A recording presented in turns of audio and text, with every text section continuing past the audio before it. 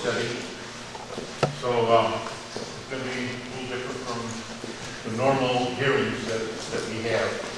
And I want to make a statement before we actually follow the agenda. And I'll read this, because this is something new that we have restated. And it's this, we have placed sign-up sheets on the entrance, and we would like everybody to sign it, but the ones that really need to sign it are the people who want to speak and address the planning commission. And normally we have a general input session, and then we have, just before we listen to the hearing, we have another input session. We have two. In a work study, we usually do not have all of that incorporated. So what we're going to do is we're changing a few things for tonight, which I'll discuss in just a little while. If you would please cooperate with us, and if you want to speak to us, put your name, address, and the subject you want to address the board with. What we're going to do with that is it's going to help the staff get your name and address spelled correctly. It's going to help speed up the process. And I know that as we get further into bigger hearings and get into the master plan, we're going to have maybe 200-300 people, 500 people here. So we are trying to find ways to make things streamlined so that we can get more people to an opportunity to speak, and we can get business done orderly. So then, once we get that, when the appropriate time comes, we're going to go ahead and call you up, come to the podium, and you really don't have to restate your name or your address because we already have that. And but we would ask the rest of the people that whenever somebody comes up, please have respect for them. We don't want any comments, applause or anything like that. Let them speak. Have respect for the people next to you so that you're not disruptive and you get in the way of them hearing what the speaker is saying. So again, it's a standard process. Everybody will have a chance to speak who wants to speak. But again, we're implementing these new rules, and we appreciate your cooperation. So with that, Kyle, will you do the roll call? Okay. Yep. Please, the pledge.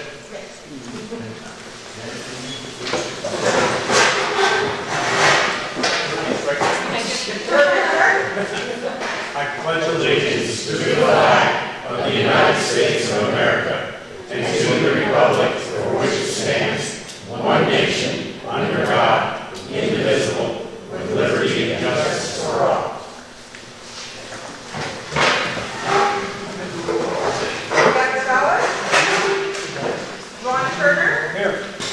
Brian Harris,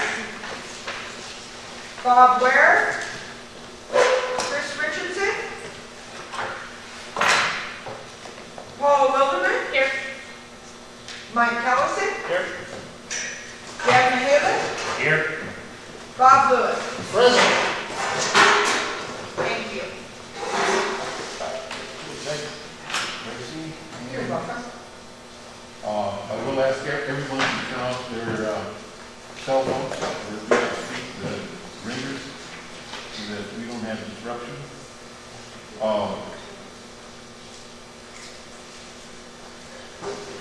We're not going to do 5, are we, today? No. Okay, any staff reports? Really not much to report at this point. We did have a public hearing scheduled for you on November 15th. However, the applicant made an error in the public notice process. That has to be rescheduled, so that will be taken off of that calendar. We'll let you know when it's rescheduled. We're working hard to find dates. What's interesting right now is finding VOCC dates because of the new ones coming in, and the new ones have to adopt the VOCC schedule, and until we know what they've adopted, it's a little hard to schedule them. So we're working on that right now. So that special use will not be coming before you on the 15th. What will be coming before you on the 15th is a concept plan. You guys have not done a concept plan before. I'm will be distributing and posting on the website exactly what a concept plan process is. It's an adopted process that is a part of our subdivision regulations. It is not a hearing. It is not a place for public testimony. It is not a place for public, it's really something that's being presented to you conceptually and conceptually only. It's a place for you guys to give feedback on very kind of general, glaring things that you see about it. They're not sharing detail. It's not an application in a hearing sense yet. Don't expect that kind of detail. It is really for you guys to give your general concept comments back. So that will be coming before you on the 15th, and that's the only thing we have on that agenda so far. Oh, we do have a continuation, don't we? I apologize.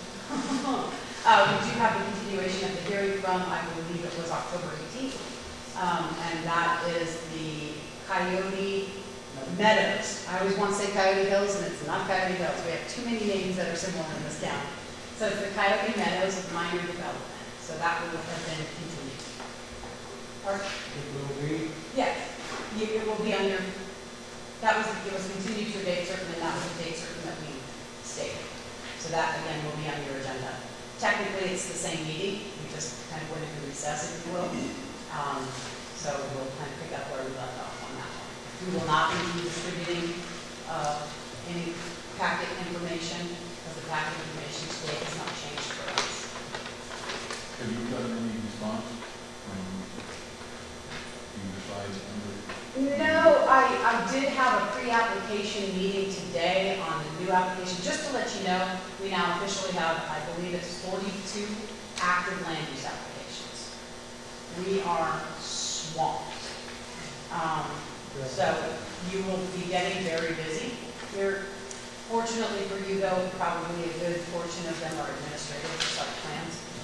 We did issue the building permit for AutoZone today, so that's a go.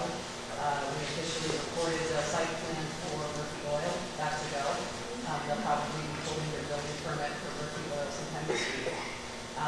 But going back, I had a pre-application meeting today with the same representative who is representing Brian Abel. And he was just, asking the same question. Have you received anything or heard anything? And I had not. So really, from all intents and purposes at this point, we'll pick up where we left off unless we get information otherwise. If we do get something submitted to us from either team, so to speak, that'll get distributed to you.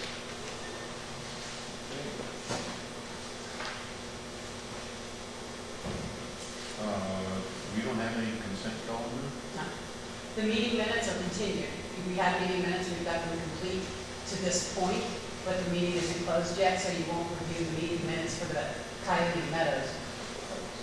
Oh, we do, I apologize. We have, no, you do have meeting minutes for September 20th. Thank you. Oh, you should be running. Isn't that kind of bad? Yeah, you do have, but we were going to be presenting you two, and we realized we had meeting minutes for us. Did you guys get a chance to review those meeting minutes? I do have a couple of corrections. Okay.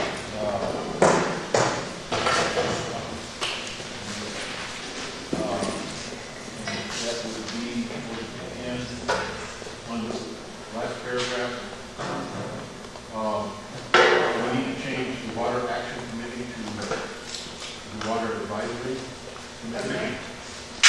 And the September 17th meeting is actually the 7th. September 7th meeting.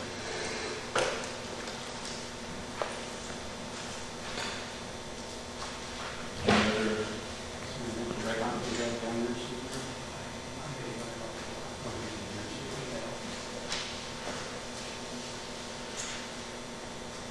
Okay, do you have a motion to accept the minutes?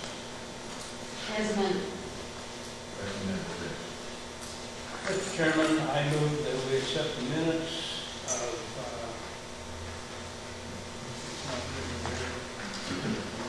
September 20th, as amended. Second. Second. Okay. Dan Rosales, Yes. Ron Turner, Aye.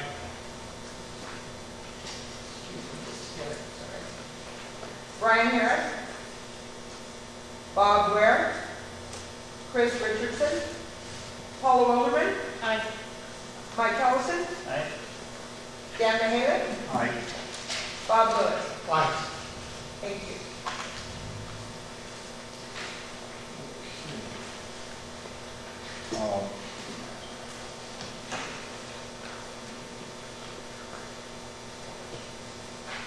Chicago set a grand slam. Sorry about that.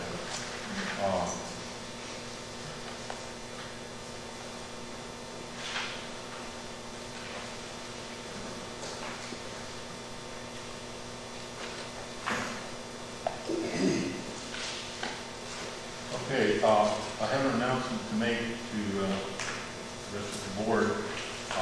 Bob Ware contacted me today, and he is announcing he's retiring from the planning commission as of tonight. And he asked me to read a statement that he had prepared, and I'm going to go ahead and do that right now. Upon the review of the minutes from October 18th Planning Commission and email from Commissioner Rowland dated October 20th, 2016, there is an opinion that my position on the Water Advisory Committee and the Planning Commission has created a distraction and potential conflict to the Planning Commission and the Elbert County Board of County Commissioners. My intention in serving in the Planning Commission was to fulfill the duties of the Planning Commissioner per county policy and the Water Advisory Committee to protect our water rights, our water and rights of Elbert County citizens. As chairman of the WAC, one of my goals was to help educate Elbert County citizens with tools to help them make informed decisions.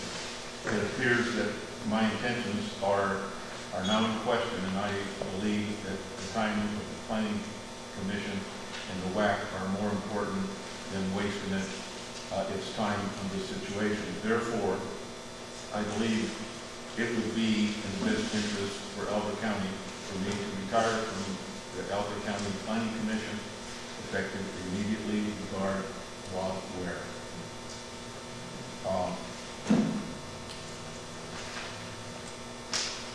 Bob, as far as I'm concerned, Bob is really a very honorable individual. He certainly has his heart in the right place. He truly loves Elbert County and has always fought for what is best for the county and what he believes in. Unfortunately, serving on multiple commissions or organizations may lead to conflicts of interest from time to time. Not that there was any hidden agenda, but the nature of the business just came into conflict. Bob did not want to hinder or cause disruption to the Planning Commission, especially at the start of the comprehensive plan and other major hearings. I want to thank Bob for his service to Elbert County on the Planning Commission. He has contributed so much, and he will be missed. I wish him the best. Can we get copies of both of those statements for the record? Okay. And any comments from the board?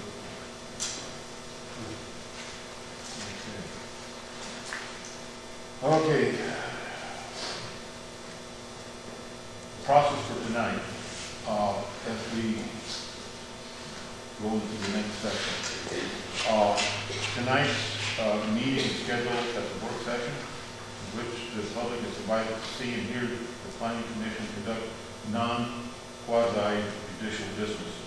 This is a meeting where there is no testimony, nor is there any vote taken. It is an informational meeting to help the Planning Commission be better prepared to conduct its business.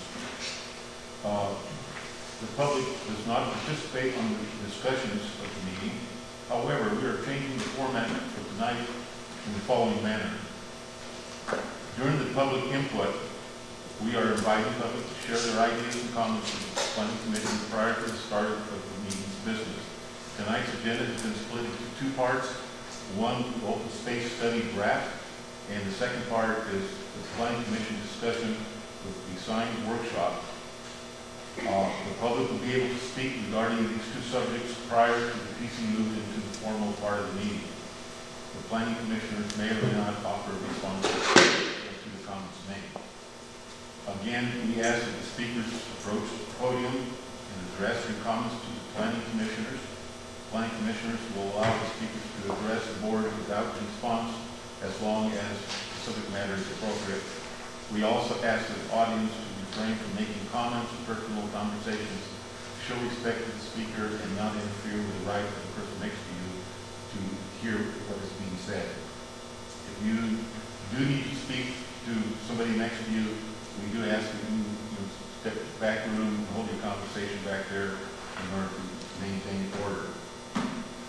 So with that, I think we're ready to start with the presentation of Alva County State Study. And the presenter is Christopher Johnson from Design Workshop.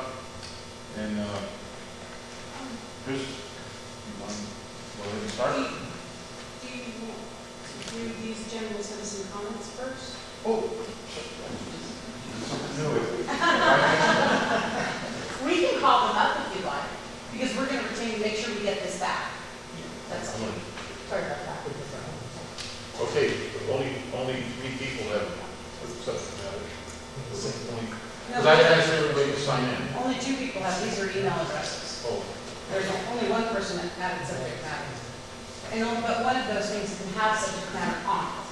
The white page that we put out initially had the email, yeah. and so they didn't know they were supposed to put something. Okay, well, tonight we'll just open it up for everybody. Thank you. Again, we're trying some new things. Next meeting, we will ask you to put whatever subject matter you want to speak to the board about. And the reason for that is that we may have X or A, B, and C, and people are signing in and they're scattered all over here. I like to keep everybody talking about subject A together, B and C, and it'll make more sense for people hearing, and we'll be able to follow what's going on in the subject rather than jumping between different subject matters. So, the first one listed here is Judy. Did you want to speak to the group? Okay, how about Todd? Susan? Troy? Okay, Stephanie? Megan? And Patty? I'm here with Design Workshop. Oh, okay. We have Tim and Shelley. You want to speak? I'm gonna have to talk. Okay. So you have my address? Put my name on, sorry. Now, we have your address. I didn't know I was allowed to talk, so. So, The previous agenda that I saw didn't have anything, so. Thank you for letting me talk. I'm excited to be here. My vision of Elbert County is our county seal. Can we actually ask you still to state your name so we can Sure. just put it in mark? Victoria Fellner, 1227 Coronado Road, Mesa, Colorado. Thank you. My vision of Elbert County is our county seal. In our county seal, you see tree, you see shrubs, you see pastoral land, you see a windmill. You don't see high-density housing developments. You don't see traffic, you don't see people worried about their water. I'm worried about my water. Water's everything. I contacted a couple of oil companies and found out at least one oil company said it'd be $100,000 for me to go to the next aquifer. I don't have $100,000. I love living here. But if high-density housing comes in, I won't be living here anymore. Because I won't be able to drink. I won't be able to take care of my family. And that's what scares me. And that's why I'm here tonight. Come and listen and talk about the master plan. But I wanted you to know it's important to me. Thank you. thank you. Daniel Hartman. Yes, I'll speak a little bit. I'll be nervous. My name is Daniel Hartman, and I also moved out here about 32 years. Your address, sir. No, we Oh, got okay, it. you You got it. wrote it down. Thank you. And I worked at Lockheed Martin, which means I drive about 35 miles one way. I drove there in all sorts of weather, but I moved from Aurora in '84 because I loved Elbert County. So I'm the same as this lady. I hate to see it come high density because most of us did not move out here for high density. I heard, I don't know if it's on the master plan, but to have a well and a septic, I heard through the grapevine it had to have 2.5 acres. And so I think that's back to a fair site for out here versus high density.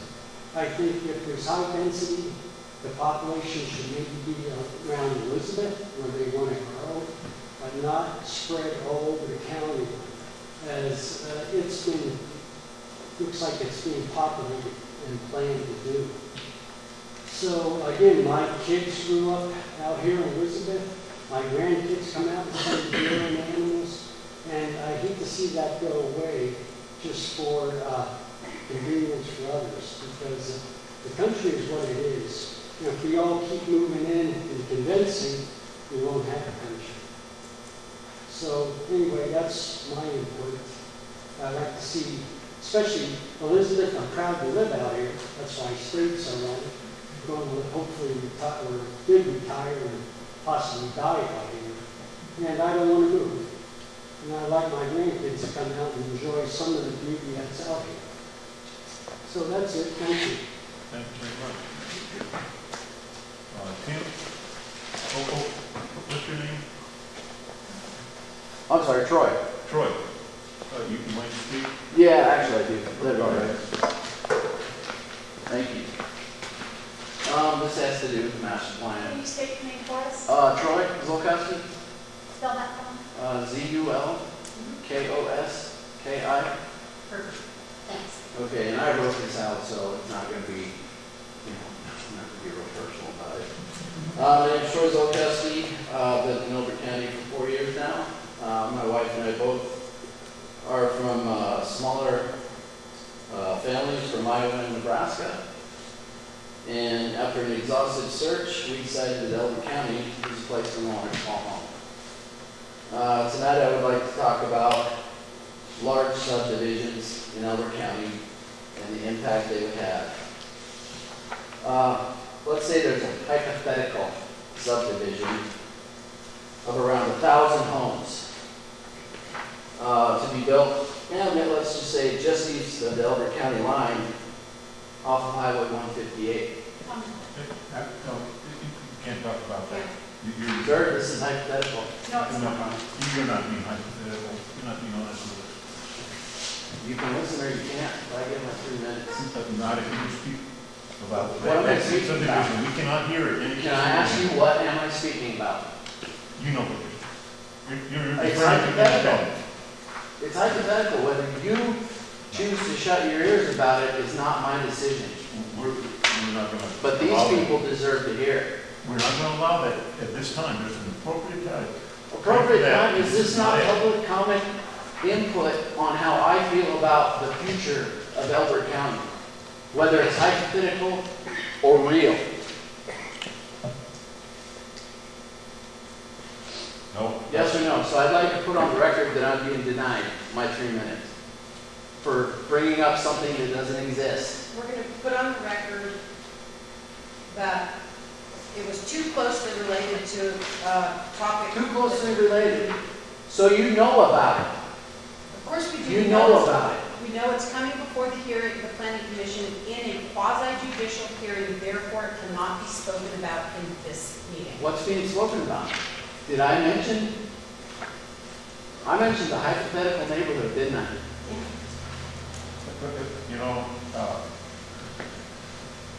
we have business to conduct. Okay, If I you understand. want to play I games with understand. us, I'm not playing games. Yes, Trust you me, are. I'm not playing you're playing games. game with words, and we have to protect our I understand. unbiased positions. And if we allow that to occur, then we're not living up to our obligations. May I ask a question? So if you are assuming you know what I'm talking about, then you're already compromised. Are you not? No. How do you figure? We just know that it's coming. We don't have any facts. You don't know anything about what's coming. You just know something's coming. And you're trying to feed us. Are you gonna tell me right here, you do not know what's happening out there? You have no clue what it's about. Are you gonna tell me that right here? Sir, I think 3 minutes are up. Thank you. Yeah, you bet. You'll see me again. I hope so. Okay, next, Stuart Zimmerman.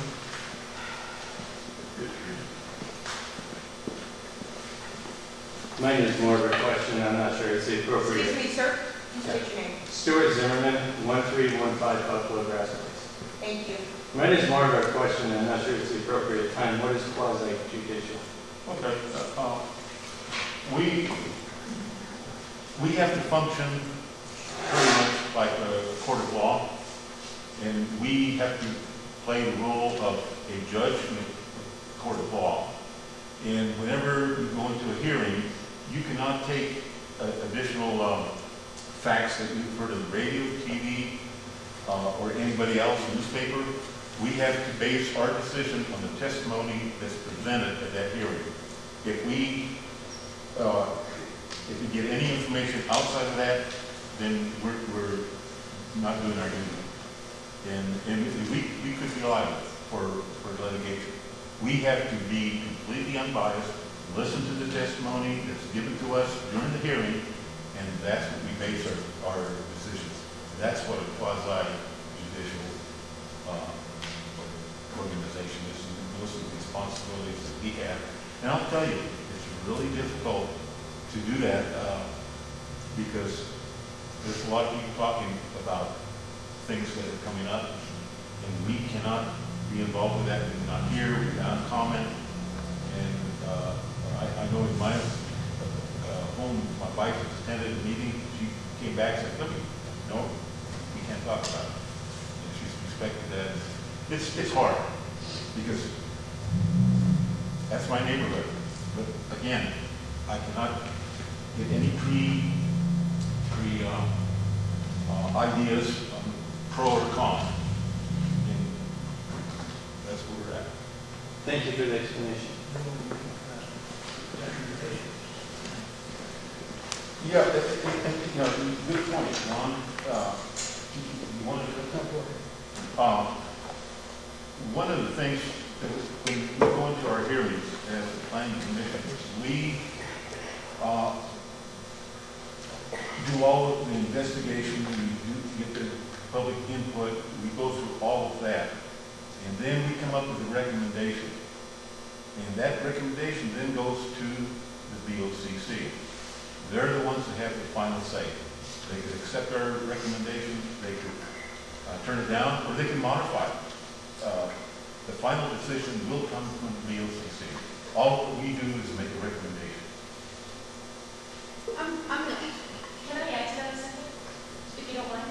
The reason that we only make recommendations is actually to your advantage, and to the citizens of Elbert County's advantage. We are not elected officials. We are appointed. So we cannot make rules, decisions, and approvals of things. The only thing we are is a filter, and we make a recommendation to approve or to deny something, and then it gets sent to the BOCC. So you don't actually realistically want people who are not elected making official decisions. We are simply a recommending body. Okay? And then I'm going to just add another little thing. One of the reasons that it's so hard to discern quasi-judicial with the planning commission and what that means is because they're also a legislative body, or they do legislative things. They aren't the decision maker on legislation either. But legislation is rulemaking and lawmaking and regulation writing and things like that. And when they're quasi-judicial, like Dan said, they're acting as judges. And they can't make a preconceived idea about who's on trial, let's say. The person on trial, or the application on trial, if you will, has a set of rights. And those rights are constitutional rights that absolutely have to be protected. That's where the liability component comes in. Now when they're acting as a legislative body, they're rulemakers. And like when we're talking about amending a section of the regulation, that's pretty much a communication free-for-all. we can talk about it over breakfast, you can call your neighbor, you can call any of these guys. It's really an open exchange of ideas because we're all a part of that rulemaking process. It then goes through the adoption process and we get to vet it in all sorts of ways. But it doesn't have the same limitations that that quasi-judicial hearing has. And it's hard for us to know. I think we're going to probably hear a few more announcements at the beginning of planning commission meetings definitively saying this is what kind of meeting we're in tonight. So we can prep all of you. And again, it's challenging. I mean, most of us, I think almost everybody here at the table, all of the employees, almost all the employees of the county, work in the county too. And then we live here too. And we can't talk about it. So it's an odd place to be. I would make some recommendations or some suggestions, not recommendations. When we're speaking, and I want to speak at a quasi-judicial hearing, I want a prepared statement. I want it based as much on the factual data. That supplying it to us makes it become part of that record. Give it to us. Give us a copy of whatever it is that you guys are referring to, whatever it is that you're stating. If it's data and stuff, we want that part of the record too in that quasi-judicial hearing. Okay. Yes. And it's still true that even on legislative type issues, we still only make a recommendation to the Right. POCC.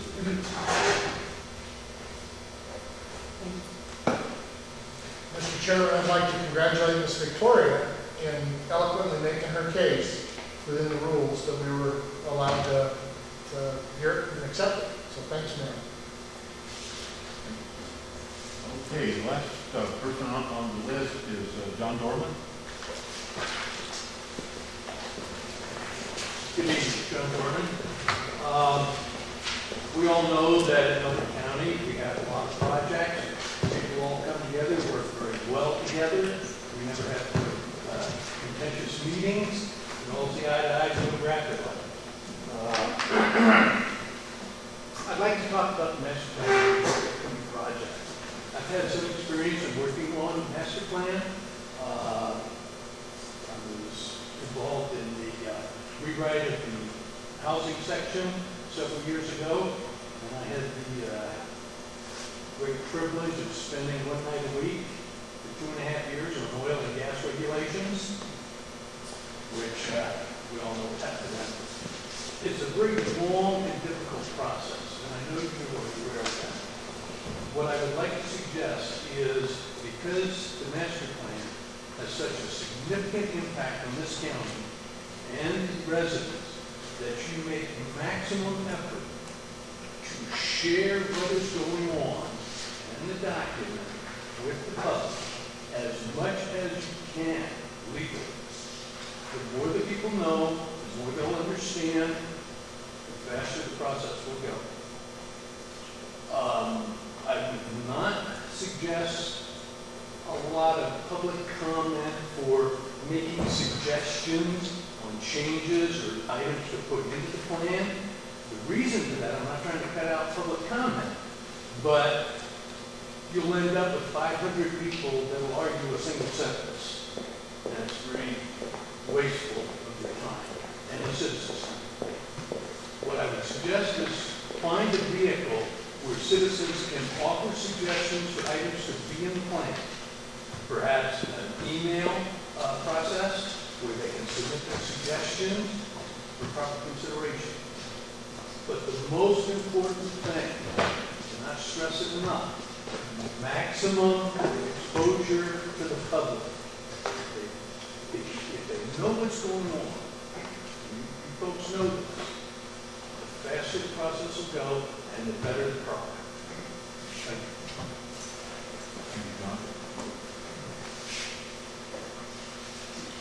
We have one more speaker who signed up at the 11th hour, Bill Duckworth, and he would like to speak about growth in Elbert County.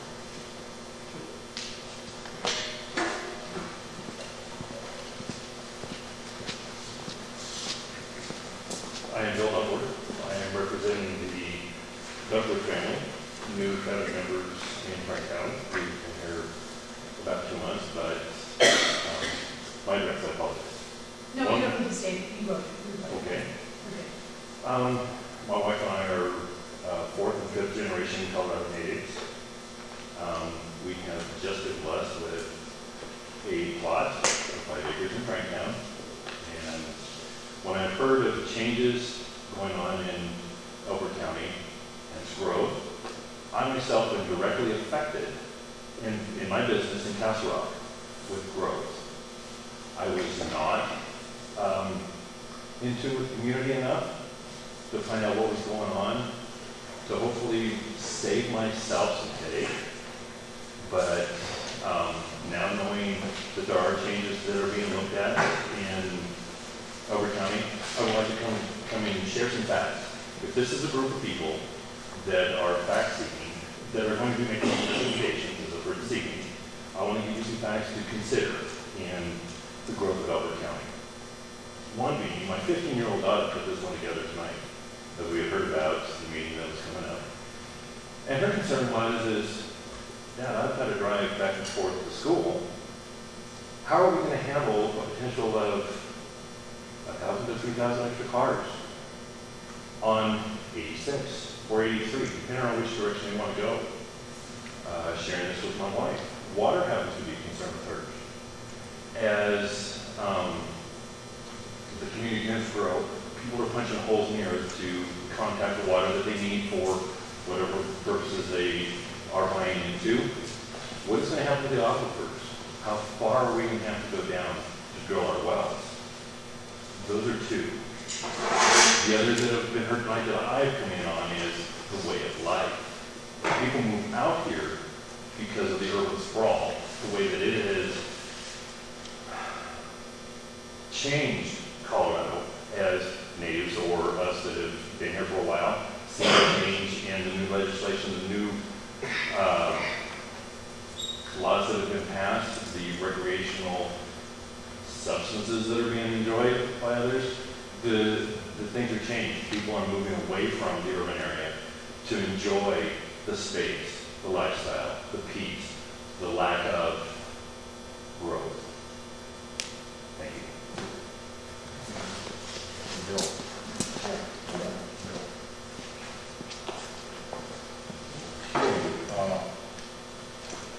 I want to thank those who have gotten up and addressed.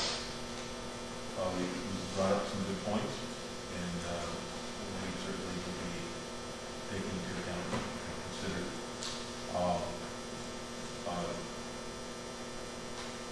Some of a continuance of some of the comments that were made on the next meeting when we have the comprehensive plan shared with everybody. I think that will add some more information to that can answer some of your questions.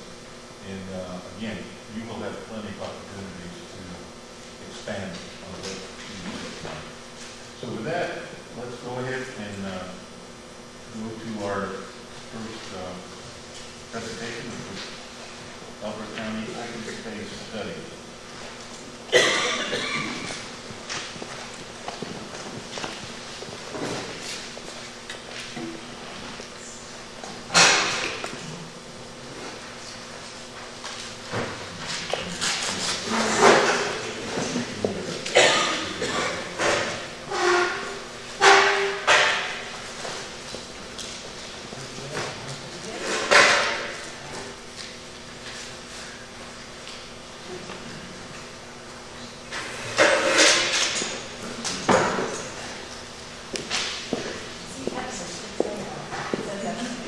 It's coming. It's coming. I can turn some lights down. We'll see how bright it is. Everybody can see it in the back, and it's still warm now.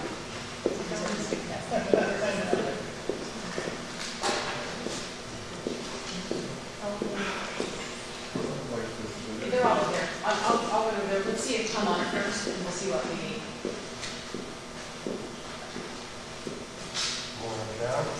I'll do it. I'll do it.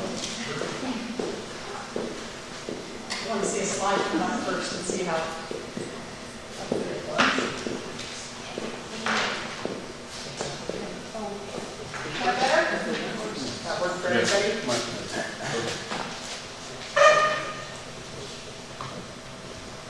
Okay, well, thank you. My name is Christopher Johnson. I'm with a planning and landscape architecture firm called Design Workshop. Could you speak more loudly, please? Oh, sure. Let's see how that works. Is that better? Okay, great. As I said, my name is Christopher Johnson. I am a planner, certified planner, and also a registered landscape architect. Work for a firm called Design Workshop. We are a planning firm that was started here in Colorado about 50 years ago, up in the Aspen area. We have had an office in Denver location for about 25 years now, 30 years, and we have other offices across the country as well. We were brought on board through a process with Elbert County and also the Douglas Land Conservancy to assist with this process, to work through and develop the open space study that you'll see up here, and I'll talk about it a little bit more tonight. The draft of the document is also available on the Elbert County website. So if you would like to review it in more detail, you're certainly more welcome to go find it there. And before I get started, I would like to, first of all, I think, thank everybody for coming tonight, but also thank those folks that came up to speak and express their opinions and provide some insight. You're going to get a lot of me tonight. I'm going to talk about the open space study, but then we'll also be talking about some of the public engagement process that will be related to the master plan update, or the comprehensive plan as we're calling it, that will be starting here in the next couple of months. But I think it's very important, and you should be proud of yourselves for coming out and taking the time. I have to say, I've been to a lot of planning commission and other county commission meetings, and rarely are there this many people that are actively engaged and interested and want to speak their opinions. So I think it's important. You're about to embark upon a very important process over the next year or so with the comprehensive plan. And the decisions that are made and discussed during that process, those are going to affect this county over the next 10, 15, 20 years. So it's very important, and I want to encourage all of you to continue coming out as that process moves forward. But before we get there, we wanted to talk about the open space study that we've been working on for about the last 9 months or so. And I think what's important about this, and certainly evident in a lot of the comments, open space is extremely important to all of you that live here in Elbert County.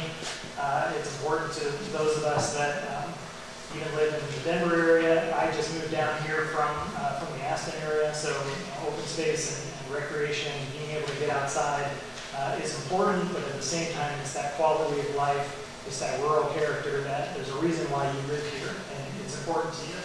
So what we'll talk about tonight a little bit is what is this open space study and why are we doing it right now? Who was involved with the process? And really kind of what process did we go through to develop this document.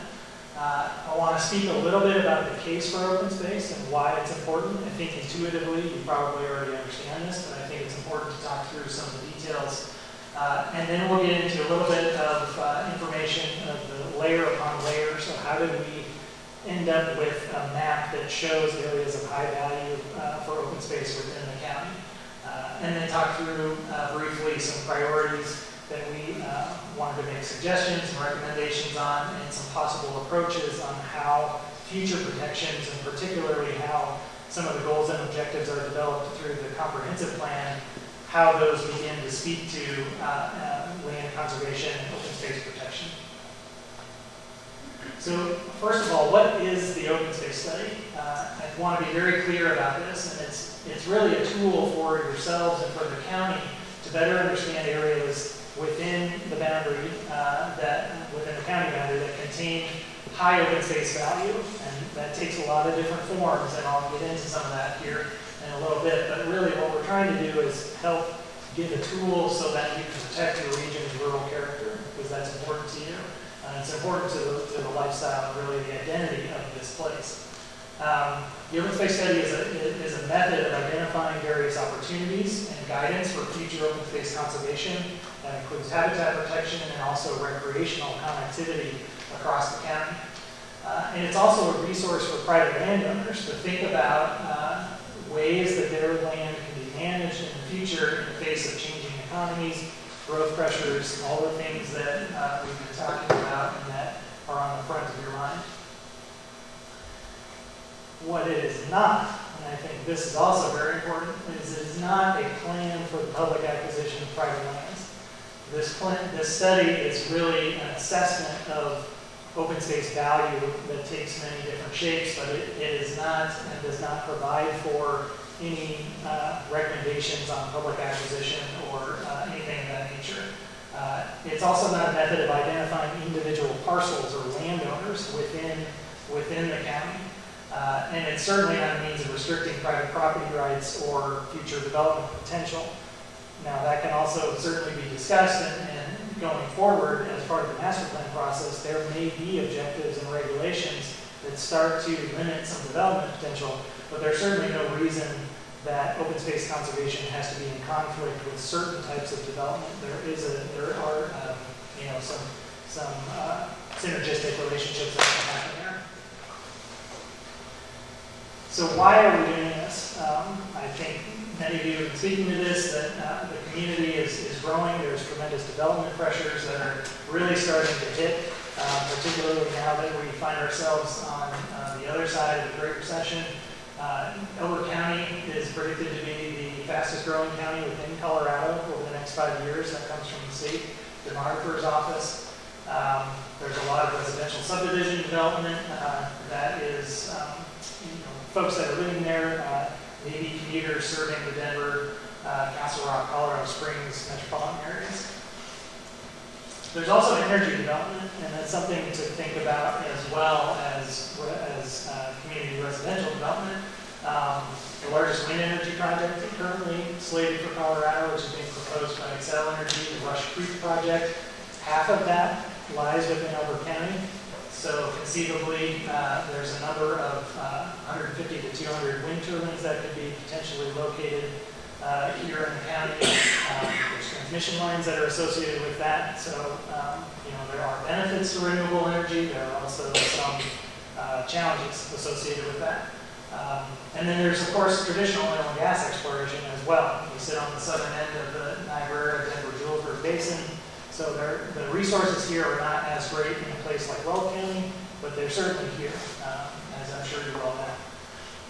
The other thing about the open space plan is that it starts to open up some new funding opportunities for the county. There are things like GOCO grants, which are Great Outdoors Colorado, that's funds in the state that are funded by state lottery sales. Some of the grants that you can apply for to, let's say, build a trail or establish a new park or conserve open space land, those funds, they have a prerequisite a lot of times of having an open space plan in place already. So this study will help to provide Elbert County with the tools to be able to go to the state and be available to earn some grant money through that process. And of course, through the comprehensive plan. This is a perfect study to be doing and to be prepared here before we initiate the comprehensive plan process. So we have that baseline information for us as we begin those conversations. So who was involved as part of this project? I mentioned ourselves as the planning consultant, Elbert County Planning Department. We worked closely with Kyle. And also the Douglas Land Conservancy, and Patty Hostetler is here from Douglas Land Conservancy. She'll speak a little bit more about her organization. And then we also engaged some focus groups, and we held a couple of focus group meetings through the process to gain some input and some information on some of our preliminary analysis and ideas, get some ideas from those folks, and then incorporate that into the plan.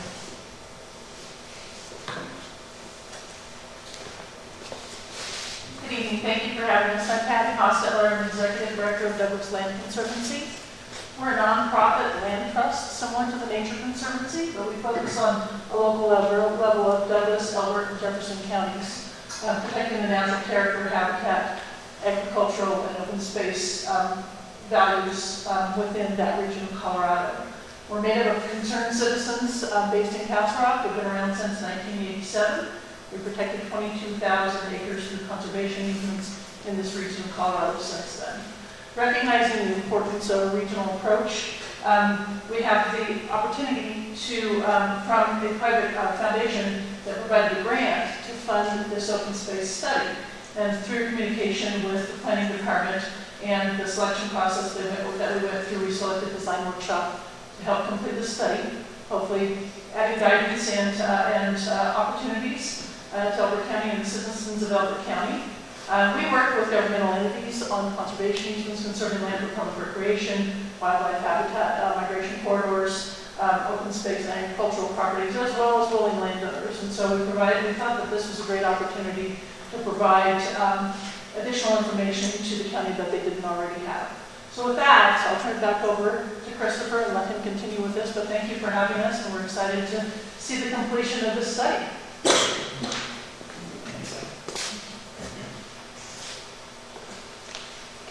So I mentioned these the focus group meetings and some stakeholders that we met with as part of this process. In order to give some structure to the conversations that we had, we focused these groups on three basic topic subject matters. First of which was recreation, education, and activities. And so we sent email invitations and followed up with folks to invite them to participate in this meeting. We invited representatives from the Diesel Valley Scout Ranch, which is down Elbert Road, Magnus Adventure Camp, which is right across the way from there, the Plains Conservation Center, which is up in the northern part of the county, folks from the Douglas Elbert Horse Council, 4-H groups, those kinds of agencies and organizations were who we reached out to give us some feedback and input on those perspectives. We also looked at agricultural working lands and natural resources, so this includes ranching and also agricultural uses. Reached out to the Cattlemen's Association, local farm bureau, Colorado Open Lands, and then a lot of the state and federal agencies that are involved with natural resources, so folks like Colorado Parks and Wildlife, Soil Conservation Service, the NRCS, which is the Resource Conservation Service, Kiowa Conservation Board, etc. And then finally, community development. Open space takes on a much different sort of definition when you're thinking about it in the context of a community itself. It's typically like smaller parks, open space trail connections. And so we reached out to staff within the town of Elizabeth, Kiowa, and Simla to join us for those meetings. So the general process that we went through as we started this was to, first of all, gather all the data. There's a tremendous amount of information out there that is within basically a Google Maps format in a sense. It's called Geographic Information Systems, and I'll let Carly Klein speak about that in a little bit more detail, but basically gather all that data and start to do some preliminary analysis. We then came down in the early summer, in about June timeframe, and toured the county, took a lot of photographs, really experienced it for ourselves, and did some site reconnaissance to really do some ground truthing of some of the analyses and some of the assumptions we had made in the office. Being out here, you start to learn a lot more about the character of the landscape versus what you see on the screen and looking at maps and data. I mentioned focus group meetings. We engaged those folks at that period and showed some preliminary information to them, got their input, feedback, and then went back and revised our analysis and started to think about priorities for these open space lands. And then went through and documented the study, which, as mentioned, is on the website and is in front of some of the folks here. So thinking about the case for open space, and I think a lot of people intuitively sort of get this, especially those of us that live in Colorado or who grew up here. I grew up in Nebraska, but I've lived here in Colorado or out in the West for close to 20 years now since college. There are a couple different ways to think about open space. We decided during this process to evaluate and really look at this from 4 key perspectives. Agricultural working lands are very important, particularly here within the county. You've got large stretches of ranch land and open land areas. Thinking about recreation, so where are bridle trails, equestrian facilities, even other things like cycling and hiking trails. Of course, the environmental aspects related to this, so wildlife protection, habitat protection, water resources, I heard mentioned by a number of you. So thinking about both surface water and groundwater resources, how do we protect those going forward? And then scenic quality. there's really tremendous views out here, especially as you get up on some of the high points. You can see all the way from Longs Peak in the north down to Pikes Peak in the south, and it's really pretty fantastic. And so thinking about how do you protect that quality going forward. There's also some very important, more sort of tangible things that we can think about when we think about open space. And first, economy comes to mind. So thinking about preserving existing agricultural economies and even enhancing those. So are there ways that we can protect those lands to support existing agricultural and ranching activities? Look at the equestrian and equine facilities that are here within the county. There was a recent economic study done that shows between Elbert and Douglas counties, this is a $125 million impact on your county every year. So this is an important aspect, to think about and to potentially try to enhance going forward. Thinking about property values, it's very common to see 10 to 15% increases on property values for properties that are adjacent to open space, particularly recreational trails and those kinds of facilities. And also potentially thinking about capitalizing or building in some infrastructure that might be able to tap into the $21 billion statewide recreation and tourism economy. That's something that Elbert County does in some ways, but very small. It's within sort of those equestrian facilities and some things like that. But there's tremendous opportunities here. Of course, they come with some challenges, and those are things we want to think about, but there's potential out there. Thinking about your community, of course, open space develops and really goes to the core identity and continuation of your rural way of life out here. It provides to your citizens health and wellness, getting outside, and really importantly, it provides a connection to nature for children. For those of us that have been in the planning field, this has been a topic of discussion for going on more than 50 years, but how do you provide really tangible, authentic connections to nature for children? And then the environmental aspects, so protecting wildlife habitat, thinking about water resources, and the scenic values. So I'm going to turn this over to my colleague Carly. She's going to talk through some of the layer upon layer. I'm Carly, and I'm also a design workshop. We began this process of looking at Elbert County by first gathering a lot of data relevant to the biophysical and social character of Elbert County. And this data included both qualitative and quantitative data. And as Chris mentioned, this resulted in a tremendous pile of data. And so we worked through this and organized it around three characteristics. So the natural features and agricultural working lands, the scenic quality and the visibility, and the character of the parcel. So once we had these three qualities figured out, we began to look at all the data associated within each one and assign a rank of low, medium, or high to each of the characteristics within here. So, for example, within the natural features, we looked at some of the wildlife that are here in Elbert County. And we really relied on expert feedback from Colorado Parks and Wildlife to help us with this rankings. I can't do this alone. I had to use a lot of help to determine what were high value habitats for wildlife. And we also used the stakeholder meetings to assess the scenic quality of the landscape. In the end, once we had assigned a ranking to each of these characteristics, we essentially sandwiched them together. So areas where you have multiple characteristics with high values coming together, that area comes to the top as a high value land for open space. Don't let these next few slides scare you, but they're quite large.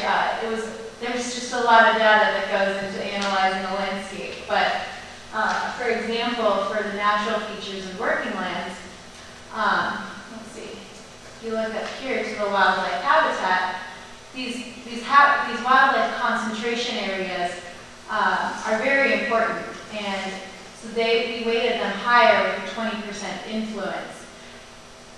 these numbers all add up to 100%, and in the end, you get the wildlife habitat composite map. And this sounds very data intensive, which it is, but it really ensures that we took a lot of these important characteristics of your landscape into consideration when we create the composite map. So the resulting map here for the composite for your natural features and agricultural working lands shows these areas along the riparian corridors are really important. But also, you can see down here, there are some high-value lands that show up because of the soil qualities for agriculture and the vegetation that supports grazing activities. When you look at the scenic quality, we not only looked at the quality of the landscape, but how visible the landscape is. And the quality of the landscape quality was really determined with those stakeholder meetings. We listened to what you said, what was said in the stakeholder meetings to what were important features in the landscape. And those included views of the mountains, forested areas, some of these great ponderosa stands that you have here, and also these large ranch areas. And then we also looked at how frequently you can see them from not only within the county, but also outside of the county, from like I-70, the I-70 corridor, or I-25. And that resulted, when we put all that data together, that resulted in this map. So you can see over here, this is a high value area, largely because of the views to the mountains, Long Peak, Pikes Peak, but also it has this large ponderosa stands, and it's a fairly visible area from key corridors. Then you have up here this ridgetop area by Ridge Road, and that area stood out highly. It's very visible. It has a lot of those qualities that we heard were important. The character of parcel analysis, this is not to be confused with any identification of parcels to acquire. This is rather a look at the size of the parcels, because larger lot parcels tend to be more preferable for open space conservation because you're working with one landowner and they provide larger spaces for open space conservation. And then we also looked at the proximity of parcels to already existing conserved lands. So this is not an identification of parcels to acquire, but an understanding of parcels with parcel size and parcel adjacency. And so with that in mind, here's this composite map, which shows large parcels in this area that are also adjacent to ranching for wildlife lands, and then also some other parcels here. What you'll notice is parcels where fragmentation is occurring do not tend to come up as high for open space conservation because they may not lend themselves as easily to connectivity. So the final map that we produced is here. This is what we call our open space suitability composite. So this combines all those qualitative and quantitative data, those characteristics of the landscape, and very quickly allows you to see high value lands for open space conservation. And this open space suitability map really informed the high value lands, which Chris will go into on the next few slides. So from this, as Carly mentioned, this is kind of a summary and the end result of all of that data crunching and thinking about what characteristics are important and then weighing those against the others. So generally, the areas that are shown in green have relatively higher open space value than those areas that are shown more in the tan, yellow colors. So that helps us to think about, okay, now we have an understanding of where some of the high value lands are. What do we want to do with them, right? How do we want to protect them? how would they be used in the future potentially? What are those different characteristics about those high-value lands that can be utilized by the community or set aside and utilized for natural resource protection? We looked at a couple different priority categories, one of which dealt with preserving and protecting large ranching and agricultural lands. How do you do that? How do we protect wildlife and habitat? How do we preserve lands for scenic quality? And then also, how do we encourage some level of recreation that could add value to some of these lands where it's appropriate? Because there may be some areas where one of these categories or priorities rises to the top, but it doesn't mean it's mutually exclusive of the other. So there might be an area that has the highest value for wildlife and habitat protection, but at the same time, we would also want to consider that for scenic quality protection, for example.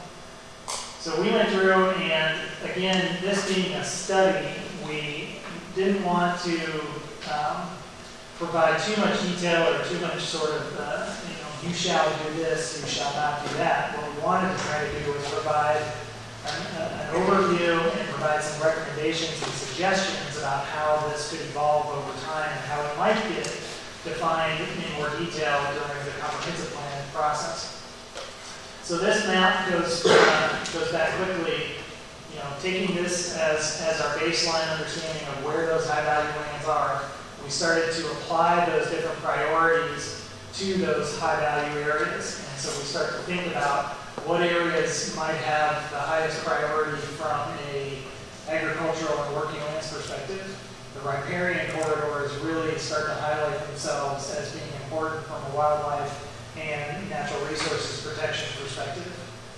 Some of these areas where there are already existing subdivisions or existing recreational facilities like the Scout Ranch, maybe those lend themselves more towards creating priorities for recreational assets. So we went through each of those, and I'll just very quickly touch on kind of the highlights, but we categorized each of these and addressed each of these.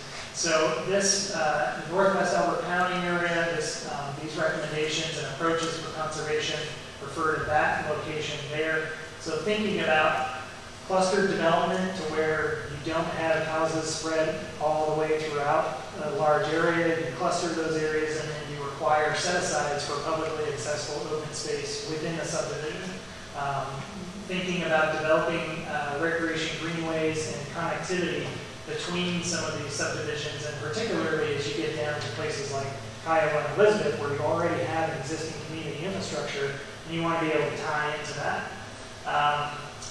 This area is also fairly important from a scenic quality perspective, so we also included some approaches on how do you protect scenic quality. You try to restrict development and housing construction on the top of ridge tops or in highly visible areas. It's amazing what if you can create a setback from a ridge top and drop a house just 50 feet onto the other side of that ridge. You still have a view of the mountains if they're on the west side, but if you're looking at it from the east, you look right over the top of it and you don't ever see the house.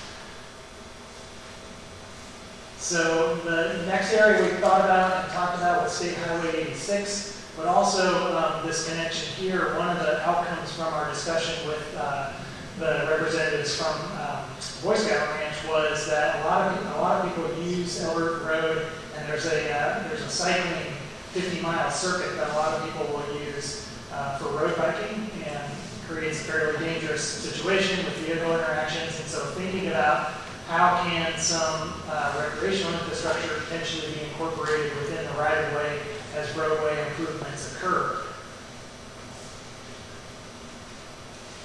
Thinking about the ridge tops and forests, again, scenic quality starts to sort of rise to the top in terms of a priority there. So thinking about restricting development on ridge tops, again, using cluster development. If you're going to have development, let's do it right and do it in a small area and thereby preserve larger lands around that. Preserving agricultural views and community separators between these areas so that you don't get a bleeding of sprawling development between Kiowa and Elizabeth. You create two very distinct communities there by using community separators. And also from a wildlife and habitat perspective, of course, preserving the forest and vegetation, that's going to have an impact on water resources. And thinking about excluding development a minimum of 100 feet from stream edges. I think there are already going to be development regulations related to setbacks. There's things like floodplain protection, that sort of thing. But definitely thinking about removing development from the edges of riparian corridors so that we can protect those areas from a habitat perspective. Just building on that, these riparian corridors, as you start to move east in the county, there's Running Creek, I believe, was right here. So in this, in the first instance, we talked about recreation maybe being the highest priority in that location. But as you move east in the county and it gets more and more rural in location, these really become very high value from a habitat and wildlife perspective. So that then rises to the top as being the top priority.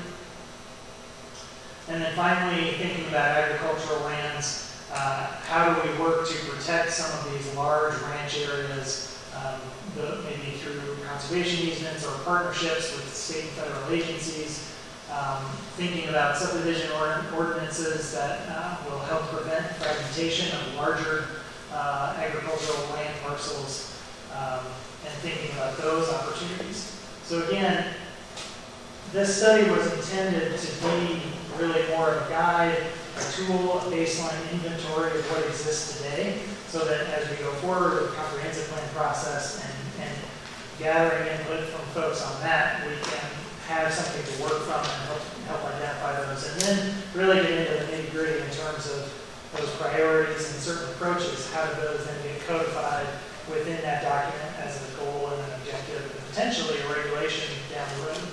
But that's a future phase. So I'll open that up to questions from the Planning Commission. I really appreciate the time, and I'm happy to take questions.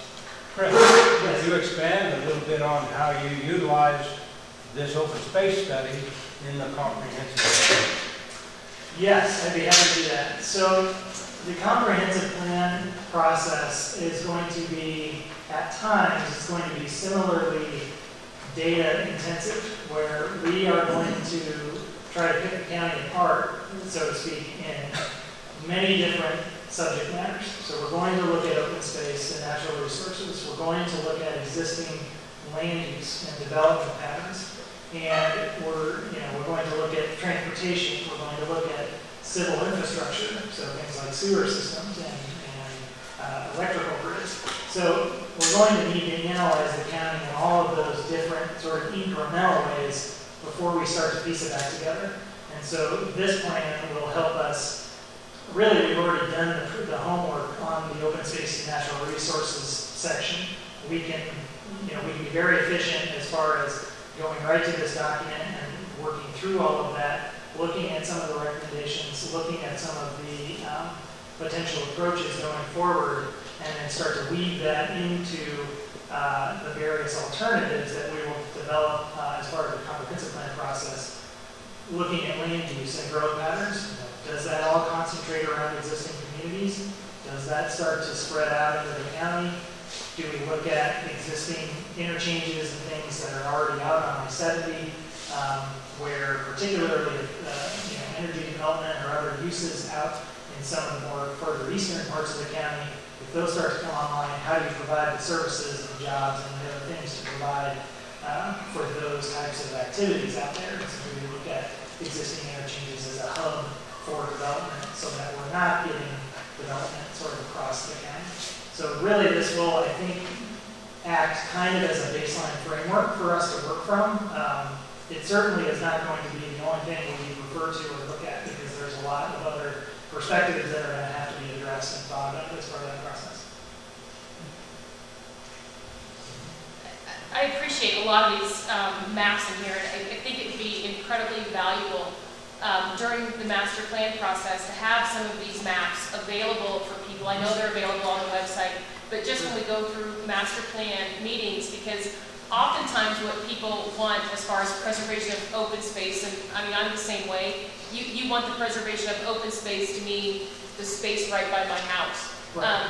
But oftentimes what you can see from these maps is there is a method for defining and identifying open space that can benefit the whole county as far as the scenic views, the quality of the land, the habitat. So I think it'd be incredibly helpful and educational for everyone to have some of these, a subset of these maps available so you can see where the open space, you see the common theme of where the desired open space really is to benefit the maximum amount of people.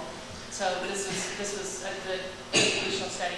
Great, thank you. That's a good point, and I think as part of that initial public workshop, we would want to basically do something similar to all of the existing documents that are in place already. So looking at your most recent transportation study, looking at the existing master plan from '96, any other documents that are already in place, and basically going through and creating a matrix of, here are the goals and objectives that are stated within these existing documents. Are they still valid? Do we want to modify those? And this would be one of those studies where we could do that. Maybe we go into a little bit more detail just because it is so recent. But certainly we would have all of this information available to folks at those meetings for sure. Right, and he'll talk about a little bit more, I'm assuming, in the future about the chip method, where there's a big map and people have chips where they can place their chips for where they want residential communities, where they want to keep open space. And it would be fantastic to have an overlay on the county of where the already identified ideal open spaces are, to kind of put that along with where people want to maintain open space and where people want to have residential. Sure. So. Great idea. Chris, I think it would be helpful. We have a fair number of citizens who talked tonight. We would like to, although you've talked to us and we understand the process where you're going to have community outreach, maybe a little short explanation of how they're going to become involved over the next year would be helpful, because they, is that, if I missed something? Well, that would be the. You're gonna get a half an hour of that. That's the next one. We're just coming towards it. I look towards it, but I felt that, we have an understanding here a little bit. Sure. And they expressed it.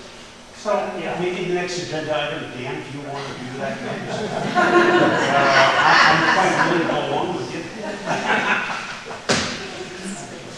For purposes, those people that aren't completely up on our definitions, tell us what open space is. It's different personalities. Who owns it? County owns some of it, state might own some of it, private property. So describe what open space is as you're working through this study. What you think it is and how it interacts. Sure. You hit it right on the head. That it could be publicly owned, it could be privately owned, it could take many different shapes and forms. So we, as we tried to do through the studies, we tried to look at what open space means from these variety of different perspectives. For somebody, it's going to be all about, I want to mountain bike, I want to go ride a trail. For other people, I just want that scenic view out my window, I want to see the mountains, I want to see the sunset. For others, it's going to be, I want to protect wildlife habitat because I love to hunt, and I want to go out and I want to see wildlife out there, and I want to be able to do that. And so, open space, it is extremely difficult to put a singular definition on it, and I will attempt to do my best. But what it does, what I believe, is that open space provides a myriad of services to that community, and it protects the natural resources that are there. It protects the activities that people enjoy doing in the outdoors. And it also protects that land for future generations. And so particularly important, I think, especially out here, is thinking about some of these larger land parcels, families that have been here for, as long as homesteaded even. How did those lands stay within the family? How can they find an economically viable situation so that at some point they don't face a question of, well, the only thing I have to do is to sell it to a developer and they subdivide it and then they go on. What we want to provide, and particularly why Patty was involved in Douglas Lane Conservancy, is that we want to provide a systematic set of tools that private land owners can review and understand and think about other possible options that they might have. There might be a conservation easement, it might be an outright sale to a state agency or a public agency. But we want to be able to provide the information so those people have those choices. That's the best I can do. A lot of these opportunities for recreation open space, it appears that in some cases they could involve a financial burden on the community. Does your study address any solutions or recommendations on how to pay for a lot of this stuff? Sure. It's good stuff, but Yeah. you gotta pay for it. That's a great question. At this point, as part of this study, we did not go into that in detail. As part of the master plan update, there will be, as we get towards the end of that, we will be putting together thoughts and matrix on implementation, and that's going to look at things from a couple different views. One of which will be, what are those funding opportunities? So are there ways that the county or a municipality could look at, God forbid, say, some sort of tax increase to fund open space projects? If it's not that, are there grant opportunities through the state or other agencies?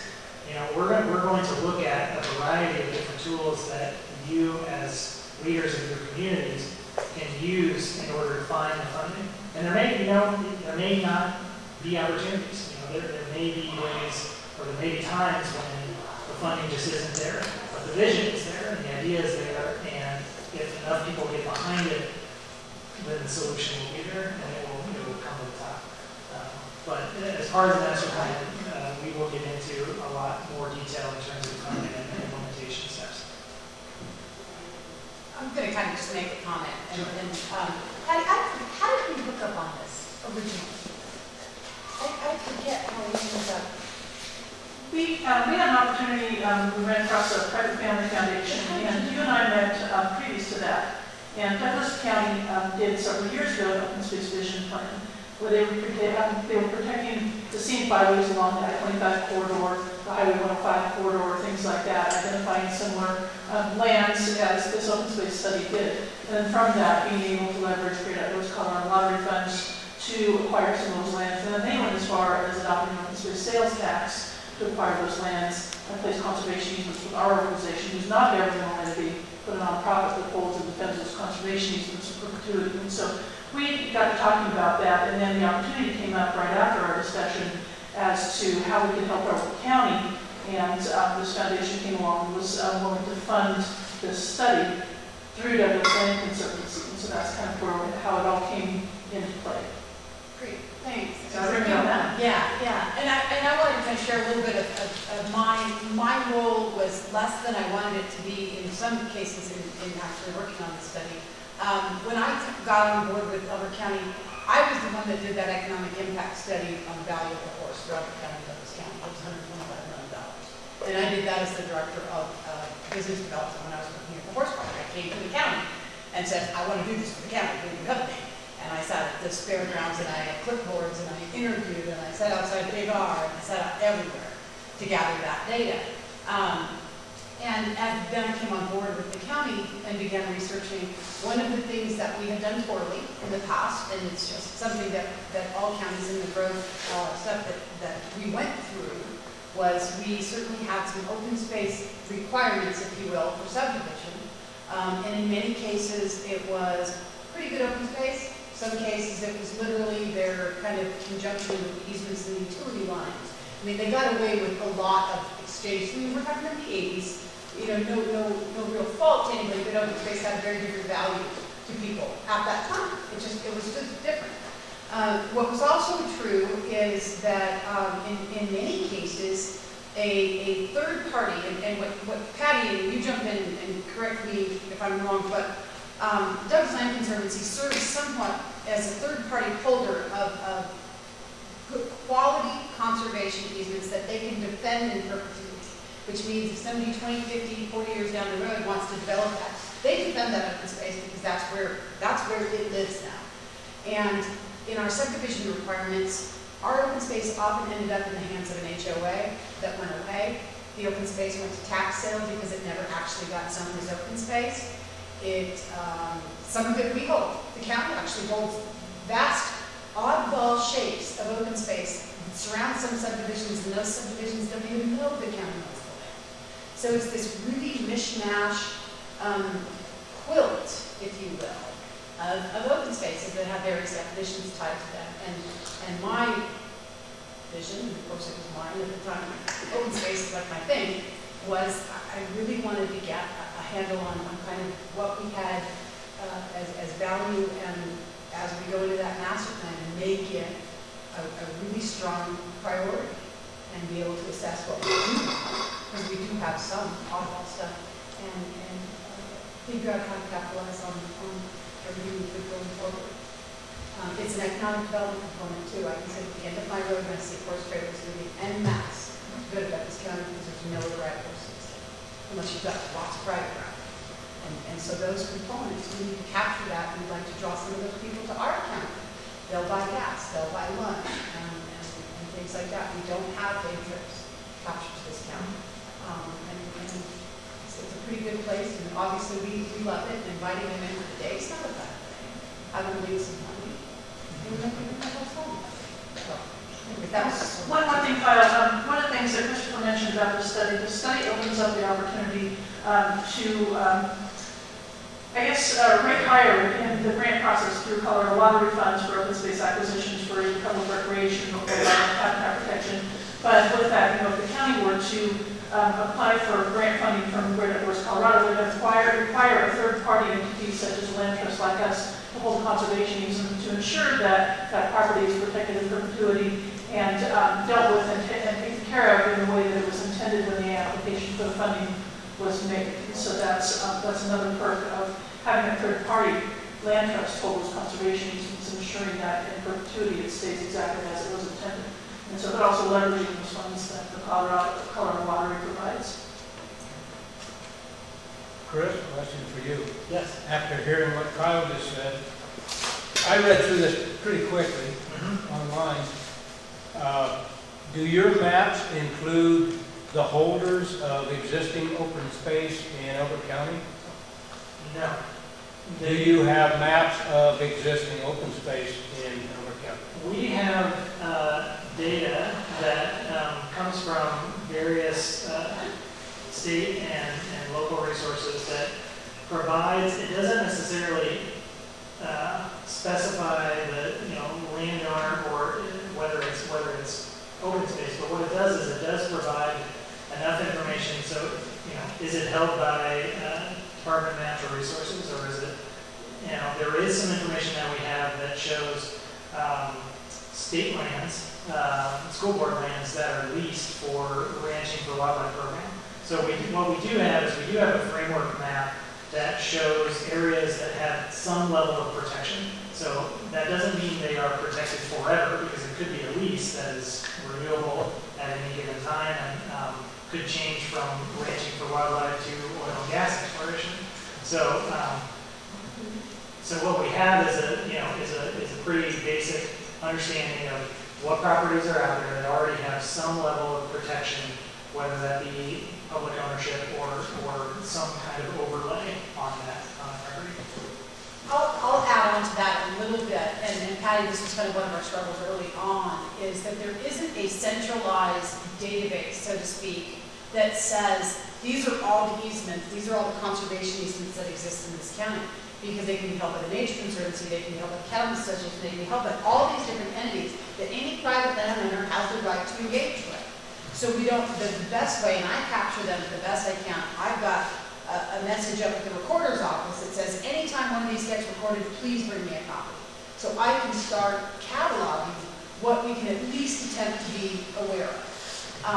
I think one of the driving things, and I remember this in an early conversation, Patty, before we even really got here, was that the awareness component that having this sort of a study done or the county actually kind of brings it out into the public, makes people aware, like, oh, you know, I can make people aware that I've done this on my land. I may have done it 10 years ago, but at least we'll start to, the conversation will happen, conservation easements will, or whatever the form they take, I'm just using that as a term, that I think we'll start to be able to gather because it will be just a more talked about thing.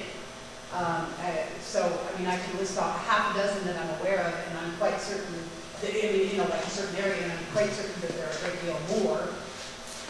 You know, not to compare Everett County to Douglas County, but Douglas County Assessor's Office has done exactly that and identified on all their maps conservation easements both on private properties and on county-owned properties. And anytime there's any kind of an application with the planning department, they go to the entity that holds the conservation easement to make sure that whatever is being applied for is a permitted right or permitted use through the conservation easement, which has been very helpful for us in Douglas County. And helping Elbert County get to that point, I think, is something that we want to do as well. And there are other organizations. There are national organizations, there are statewide organizations, there are local organizations like us, and we all hold conservation easements and try to help each other within certain regions. But, you know, we're currently working on a map in Douglas County identifying all of those different land trust entities that hold conservation easements as well as state land board and things like that. So the planning department as well as any land trust can see that there's a property protected and who is protected by it. If it's a private landowner or if it's a public entity that owns that easement property.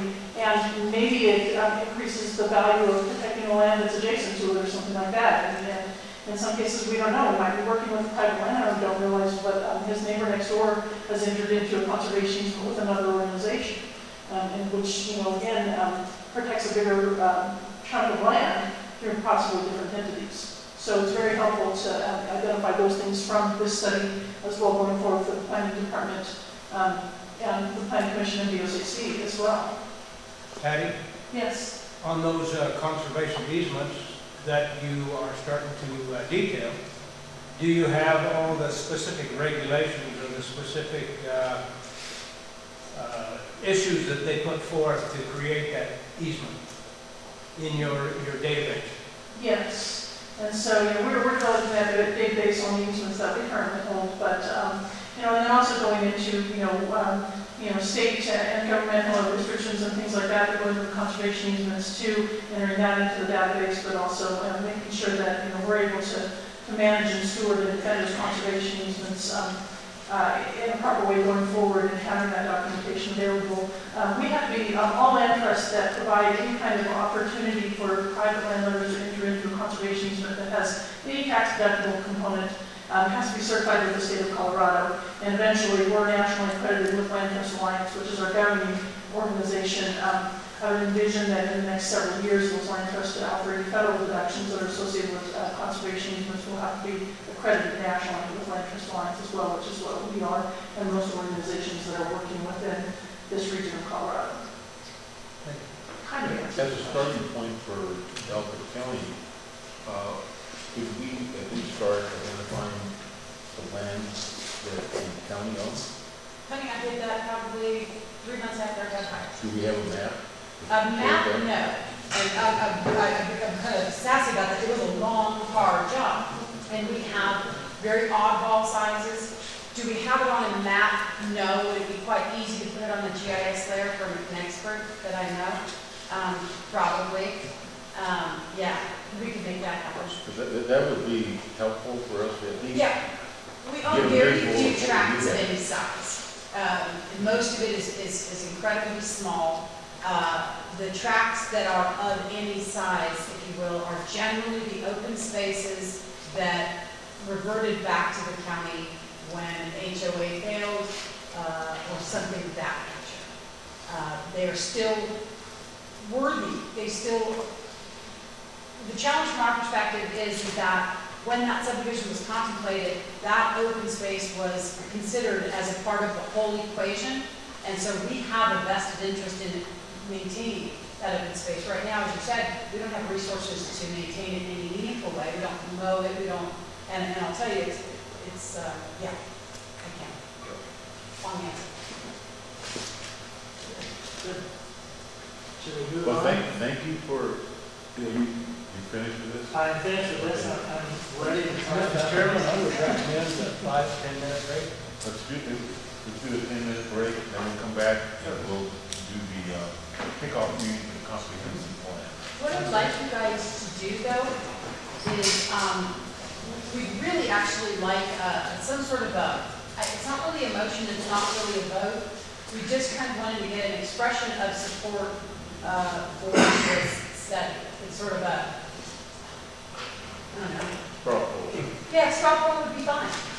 That it's kind of on the right track, or that it's a worthwhile component.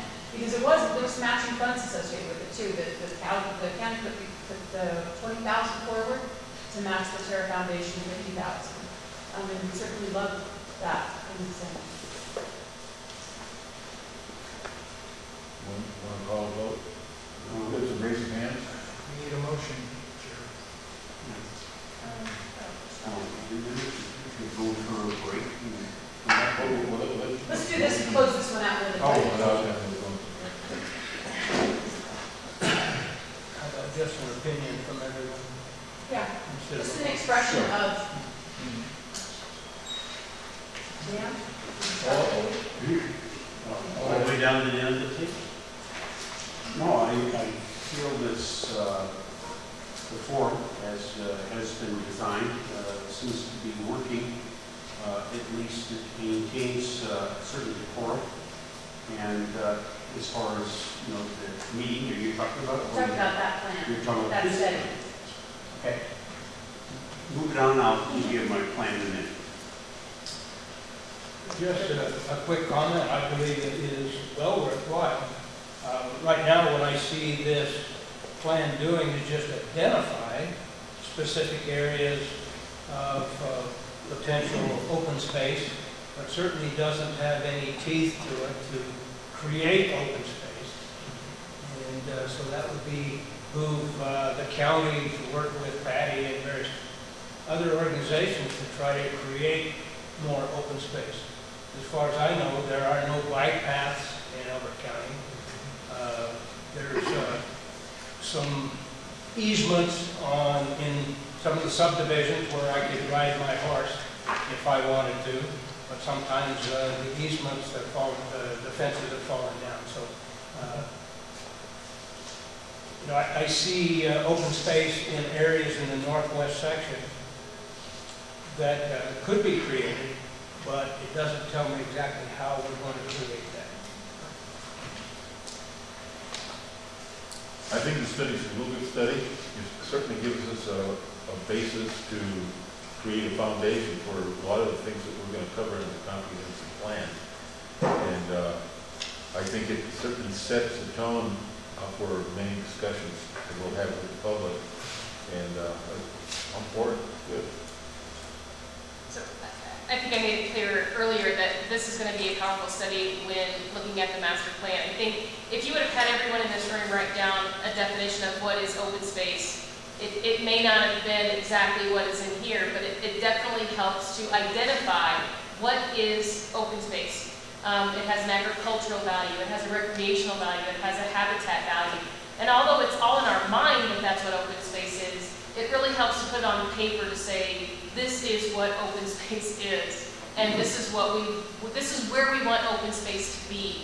So I think this is a fantastic study that's gonna really be helpful when we're doing the master plan, so that you can actually make a case for, there may be a group of people who want this to be open space, meaning it's space that they don't want development because it's by my house, versus this is powerful open space that has a high value definition. So I give it 2 thumbs up.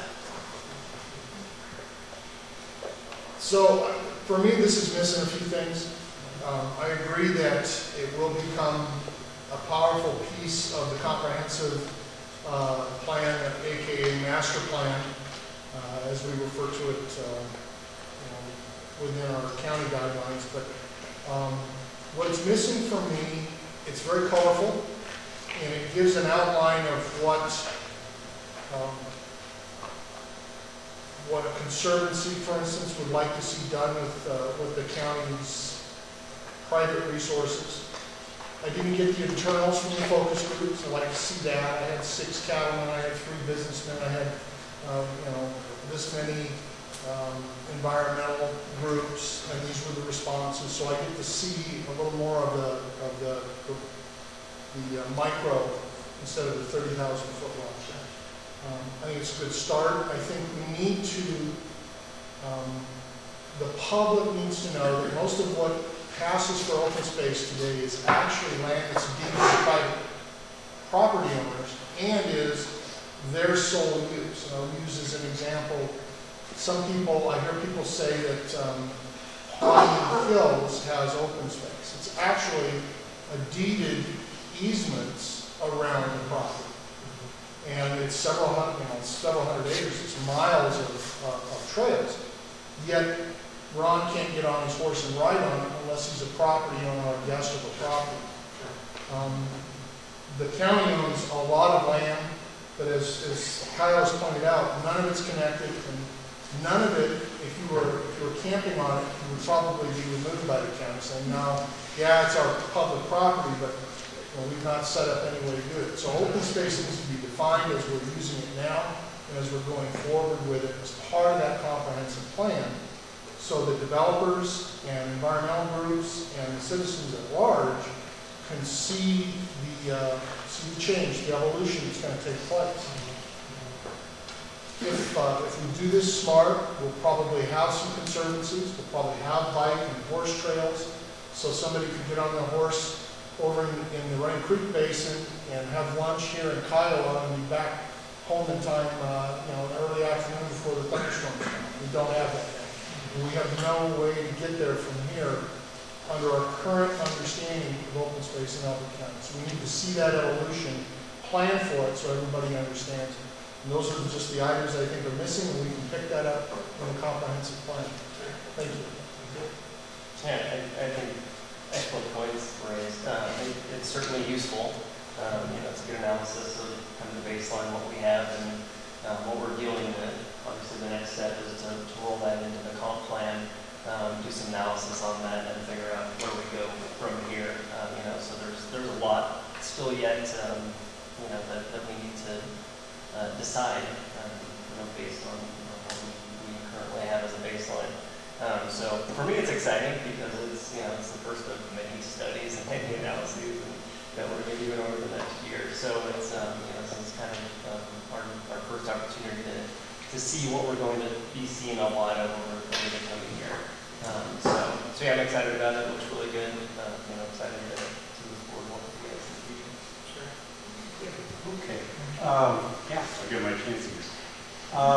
Actually, I do like the way the maps are. I looked at it a little bit, and the identification of the lands that are of high value was particularly interesting to me. Kyle's little comment about disjointed properties throughout the county rings a bell, since that was my subdivision, which I was HOA president of, as one of the high-value pieces of land. It belongs to our HOA. We actually own it.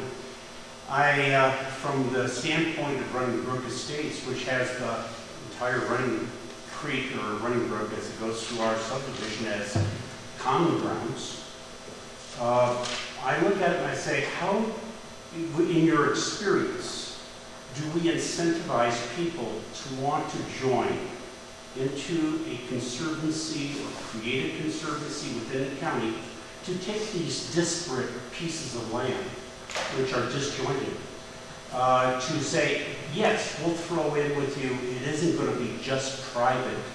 You're not going to have some fence rider with a rifle say, hey, this is our private land, but have connected land so we get rider horses. I could see under certain circumstances that possibly our landowners may want to join something like that, but they're also going to be extremely concerned about other things. So incentivizing it in some way from the county, through tax or other ways, to join up with that, might start to put these lands together where we can start joining them. So that's a possible idea. And in your experience, if you've seen where you've seen other people come together happily, not with pitchforks and torches and tar and feathers, to figure out a way that we can kind of work together. We'd appreciate that, I think. I will think about that. I'm not gonna provide an answer tonight on that one, but certainly we'll think about how that can be incorporated into the master plan process going forward. Are there, recommendations of how an agency or a group, an organization could be formed like that could help, like you say, incentivize private open space to come underneath an umbrella of To make public mass access and subdivision something. side, we have 3/4 of a mile of running road. It's open, belongs to us. And I'll wrap this up and then we go on break. And to key off your comment, Bob, and then this comment. And over the years, open space, and I'll use that quotes because it has new definitions, has evolved when it comes to subdivisions. Subdivisions today are required to make their open space public. It's a public open space. They aren't allowed to lock it down. Because that open space is a dedication of open space to the county in general. When you look at some of our older subdivisions, ironically, Pawnee is open. Stage 1 next to us isn't. So I have to stop my horse at the edge of Pawnee unless I'm riding with somebody who lives in Stage 1. And I get taxed on our open space. It's added to my. I know, but in the exchange of the subdivision, you had to dedicate. So it's a little bit different. So it's not allowed to be owned by an HOA any longer and count as open space. Of course, that'll all evolve, but that's what I'm saying is the understanding of open space is we have to define it over time and identify, okay, this is already public. We don't need to really deal with that right now. We need to kind of go and drill in. Who owns it? What are the parameters around it? What are the restrictions around it? Some of them have no horse restrictions. Some of them have no bicycle restrictions. So there's a huge analysis of just what we would involve. Okay, Thank you. thank you very much for that, and let's be back at 9 o'clock.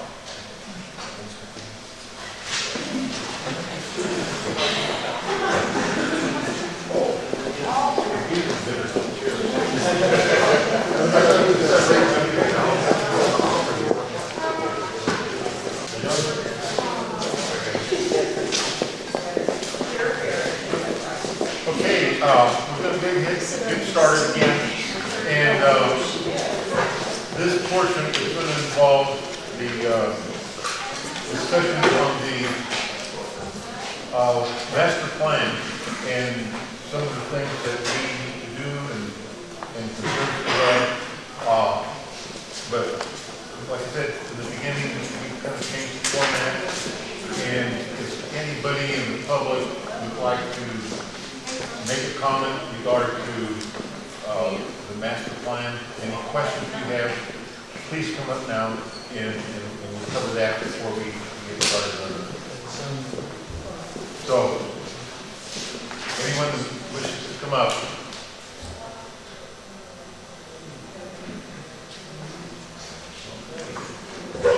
Okay, it's all yours. All right. All right, well, thank you again.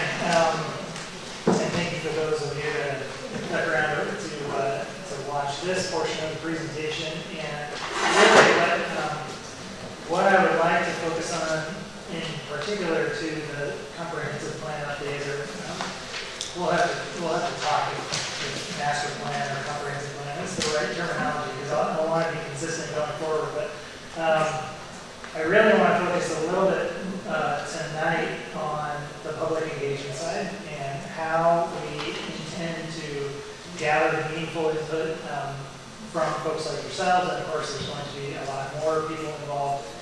We hope in our public workshops and meetings. This is as I mentioned before earlier tonight, this is a very critical process that will unfold over the next year, and we encourage and would like to encourage a lot of participation from all of you and support your neighbors, your friends. We want you to be the mouthpiece of the process and the proponent of the process. We want you to be actively engaged, and hopefully you can bring your friends and families and neighbors out to participate as well. So I will talk through our stakeholder strategy in general review some engagement methods, and talk a little bit about what we call a citizen task force, and who those folks are, and the responsibility that we want them to play as part of this process. And then I'll touch on our anticipated schedule and the general approach for the project, which, as I mentioned, will sort of roll out over the next 12 months approximately. The Planning Commission folks here, some of them have seen a few of these items. They were part of our interview presentation before we were selected for the project, and so for them it'll be a little bit of a refresher, but I'm going to get into a little more detail than we did during the interview. And for all of you that are here, hopefully this helps explains things a little bit to you as well. The organization chart that we developed as part of our proposal and part of our interview and discussed, we put this together very deliberately. We have our project team, there's ourselves, design workshop. Elliot Solsky here in the red, he is from a transportation engineering firm called Felsberg Uwe. And then we also have a civil engineer that we'll be working with, a guy named Jim Godwin, who's from Wilson and Company, to help us fold in some of the more technical infrastructure pieces that need to be addressed and thought about as part of this master plan update. We have county staff, Kyle, and other colleagues that we would be working with directly, the Planning Commission, of course, and then eventually the County Commission. The master plan is one of those documents that does go through and receive review by the County Commission. But importantly, we put yourselves, the community, and the stakeholders at the very top. And there is a reason for that. And that's because we all answer to you in the end. Even though the Planning Commission is not an elected body, they're an appointed body, at the end of the day, we are here to serve you as the residents and constituents of this county. And particularly, we also answer to the future. I've mentioned before that the decisions we make and the process we go through over the next year are going to have long-standing impacts and affect the future of this county for many, many years. So we have to be very careful and thoughtful about that. Our stakeholder strategy, in general terms, is one of engagement and involvement. We would prefer to not just inform you and present to you and talk at you. We really want to hear from you and understand your concerns, understand the opportunities that you see in the county, and then work with you and others to actually put that into words, put that into documentation as it's related to goals, objectives, and eventually regulations that will affect development in the future. We break this down into a number of different sort of subgroups. We've got the general public that we will be informing so that everybody has an opportunity to understand and participate in the process if they choose to. And I think that's an important distinguishing factor, that we can put the information out there, but it's going to be up to you and your friends and neighbors to make the conscious decision to come to a meeting, provide your opinion and your input. Generally, as we move from the general public to the interested public and key stakeholders, implementers, and decision makers, the number of participants tends to go down, but the level of engagement and one-on-one discussion goes up. I'm going to go into each of these in a little bit more detail. So as I mentioned, the general public, it's our duty to inform you. And so who are we speaking to? We're speaking to folks that live in the county and also within the region. Thinking about Elbert County within the boundaries only goes so far.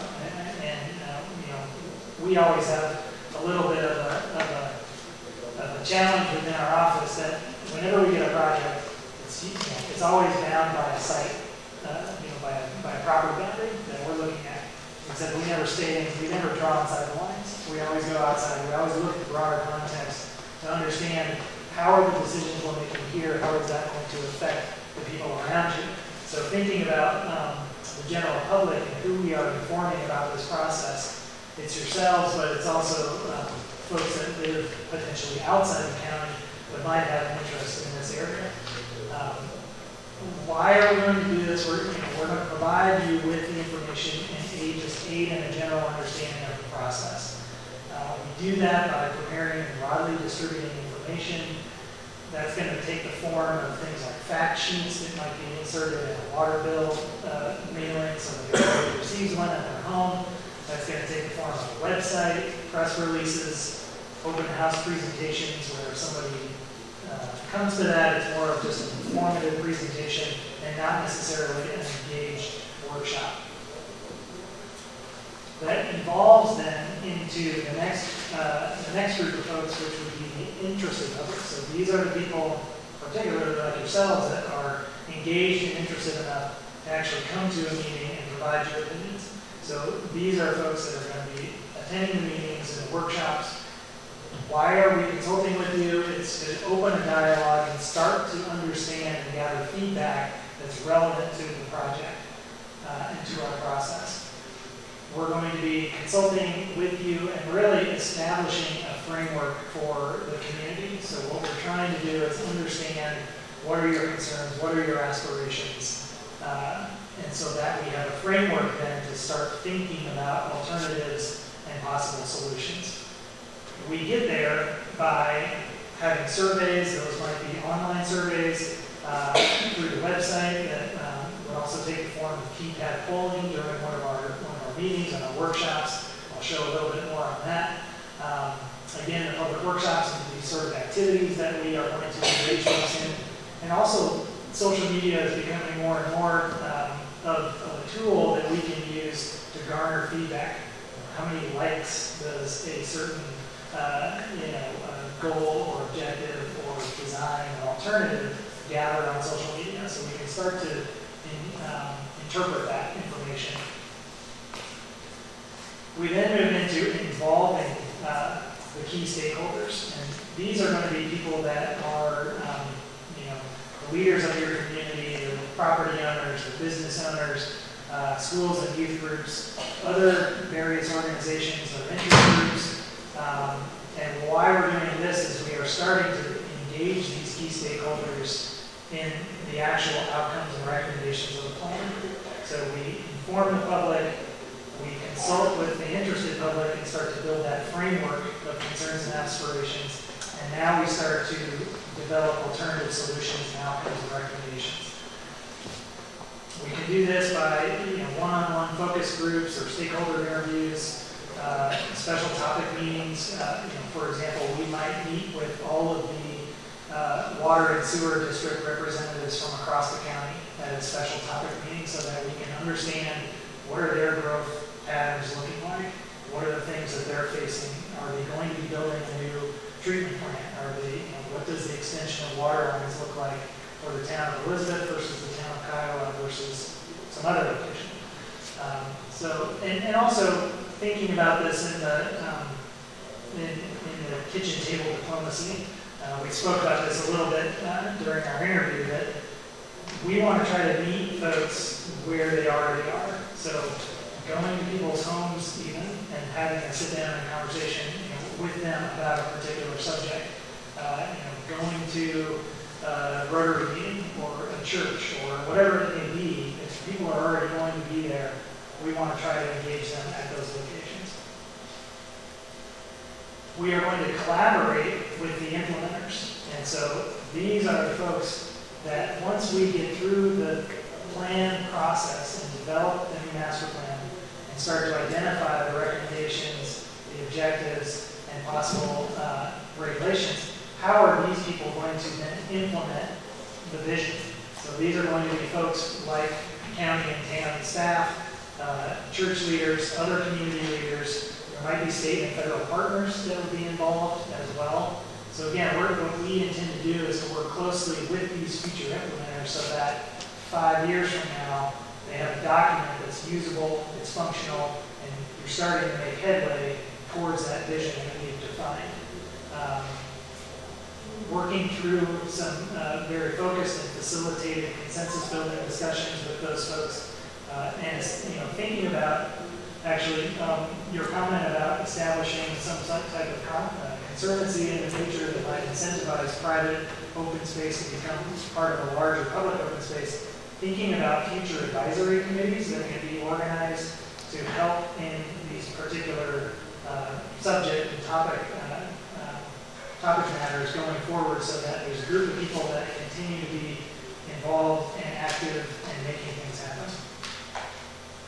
And finally, we empower the decision makers. So at the end of the process, we want folks such as yourself, as the planning commission, the county commissioners, members of the boards of trustees within the towns within the county. We want to make sure you feel like you have the support to make those difficult decisions going forward. Because ultimately, it is going to be you putting your neck on the line and making those decisions, and you want to feel like you have the support of the community behind you.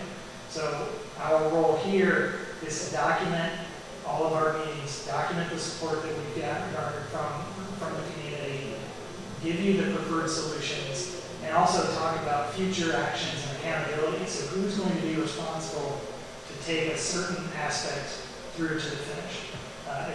That also goes back to the discussion we had earlier about this open space plan is great, but it doesn't have any teeth. How are you going to implement that going forward? And we want to give you the tools and the support that you need in order to do that going forward. So we will use a variety of different tools and methods. Open houses I mentioned, which would be more informative than engaged, an actual engagement or activity. We will be developing a website that will be maintained throughout the entire process. All the meeting materials, the survey questions, things like that will all be posted to that website going forward. We will provide notifications about meeting locations, dates, and times, and all of that information. Fact sheets I mentioned, these would be printed documents that can either be mailed to the residents in the county.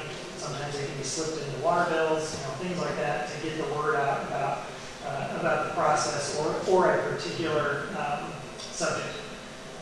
Strategic outreach goes back to that kitchen table diplomacy idea, in that we want to try to target people and provide that information in the locations where they're already going to be. So thinking about farmers markets, the rodeo that happens in the summer, the county fair, those are the kinds of community activities where you're going to get a large group of people that we want to be active and we want to be there and have the information to distribute and be able to meet with people and talk to people during those activities and events. When we move into a little bit more in-depth gathering of input, that's where we're going to start to engage folks through these interactive public workshops, where we're going to have various activities where we start to pull information out of people. And the idea is that, particularly through public comment and keypad polling and some other activities, the loudest person in the room is no longer the person that sort of owns the room. We give an opportunity for everybody in the room to provide their input and some feedback. The keypad polling in particular, I'm going to skip ahead just slightly, and then I'll come back to that. This is a very effective tool that we have used for a number of years now in a variety of different public meeting settings. But essentially, we're going to have a lot of information, a variety of alternatives or solutions to evaluate, and we have, I think, 200 or more of these in Denver, and we have access to many more of these little, about the size of this thing, as a matter of fact. It's a little remote control. Everybody gets one as they walk in the door. We show a series of questions through PowerPoint. Everybody clicks the button, and within 30 seconds, you get a response that shows instantaneously how did everybody vote on that question. And so it's fascinating to go to a public meeting, and you may have a preconceived notion about the way your neighbor is thinking about a certain subject. Oh, I know they're going to vote this way. And you get up here, and undoubtedly the vote always goes the other way. And so it really helps to break the ice. It sort of levels the playing field. Everybody gets a chance to provide their input, and we can take that information and summarize it in a number of different ways. So we can use that information. We can summarize in terms of the number of responses, look at percentages, And something we've really been focusing on lately is thinking about impact and urgency. So we can ask a series of questions in a strategic way so that once we have that information, we can better understand the priorities. So one particular alternative, it may have a high impact, but it may not, the public may not feel like it's really urgent. Or it might be the other way around where everybody really wants this one thing, but if you look at the overall impact on the larger community, it may be very small. And so that may, move to a second tier priority. But you will undoubtedly find certain situations where you have projects or subjects that are high impact and high urgency. So those kinds of questions start to happen a little bit later in the process as we are evaluating alternatives and really starting to hone in on priorities. The public workshops and activities, we have a number that we're already thinking about in terms of implementing. During the first public meeting, we do something called the chip game that was mentioned a little earlier. Basically, we roll out a big map and we give everybody chips, little plain chips that represent different land use types. It might be residential, it might be commercial, it might be open space. And everybody has an opportunity to shape these and place them around the map and around the county. So we can start to develop an understanding of where people think development ought to happen, where open space or other protections should occur, recreation connections. Those kinds of things start to come out of that first public meeting, and then that leads to our ability to develop a series of alternatives that would show potential different features for the county, where development might be located here in one alternative, might be located elsewhere in the other alternative, which then we would come back during the second meeting and really go into an evaluation of each of those. And typically what we find is that there's never one alternative that is just the right one. There's usually some aspects of each that start to influence the final or preferred alternative that comes later. At the third public meeting is where we would start to talk about and present and engage you in some of the more specific elements related to the master plan update. So what are some of the goals and objectives for transportation? What are they for utilities and infrastructure? What are they for parks and recreation and trails? Those are the kinds of questions that we would address in the third public meeting, and we can do some activities here where the dot activity where things are posted on the wall, and you get, everybody goes around, gets a stack of dots, and they can put that on to the solutions that they feel are the most appropriate.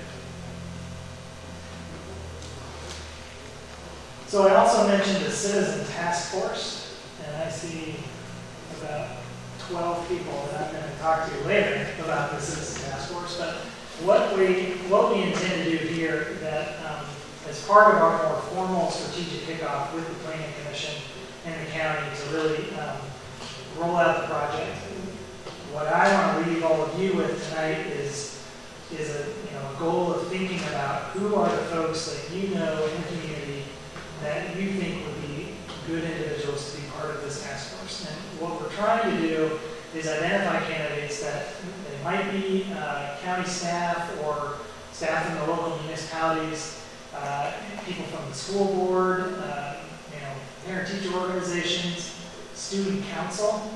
I would love to have some younger folks involved in the citizen task force. I mean, it's a great way to engage a younger demographic and get them to provide some input. Business leaders in the community, folks that are involved in the Chamber of Commerce, anybody that's active in the senior community, local nonprofits or other organizations. We've talked about a couple of these. Really what we're trying to do is look for broad representation, diverse perspectives, and a willingness to actively participate in the process. So we know we're opening a bit of a can of worms here with broad representation and diverse perspectives. But what we ideally are going to do is engage many different constituencies, and we're attempting to build broad support for the plan from the very ground up, from the very beginning. this can be a little bit challenging, and so, you know, we are effective at facilitating these meetings, but really, one of the prerequisites for the people that are going to be invited and participate in the Citizen Task Force is they definitely have to be open to working with others, hearing diverse perspectives. You know, not everyone is going to be satisfied with every single solution in the master plan. I can make that statement pretty confidently right now. But if they agree with 85% of it, and they were involved in the process, and they were engaged, and they felt good about it, usually they're going to earn their support at the end of it. The Citizen Task Force is going to have two key responsibilities from our perspective. One is that we want them to review our draft content and our materials in advance of the workshops. We want to make sure that they're reviewing it, they feel comfortable that it's getting to the questions and the answers that they seek. And we also want them to be really the lead support and promoters of this process, of the public engagement specifically. Blast that out to your Facebook group, send it to your neighbors. Tell everybody you see at the grocery store that there's a public meeting coming up on Thursday, and I'd love for you to be there. We want this group to be the proponent and to be the one, the cheerleaders that are in their community, telling people to be involved and telling them to come out to the meetings. Now, this is going to be a volunteer opportunity, a volunteer organization. And so we want to be able to establish some realistic expectations for everybody, because we know folks are busy, they have commitments, we have commitments, and so we want to be realistic about everybody's time and not ask for too much. So, from the very beginning, when we roll this out and we start to invite folks to participate as part of this task force, we will have a set of information that will say, there will be 4 meetings. We expect you to attend 3 out of the 4. We expect 2 hours of your time to review content. We're going to give you a week. We're going to deliver content on this date. We expect it back by this date.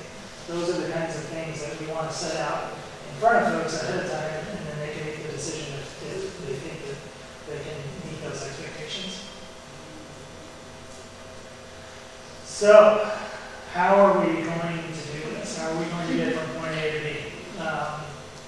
We have a fairly aggressive, yet what I feel is a disciplined and realistic schedule.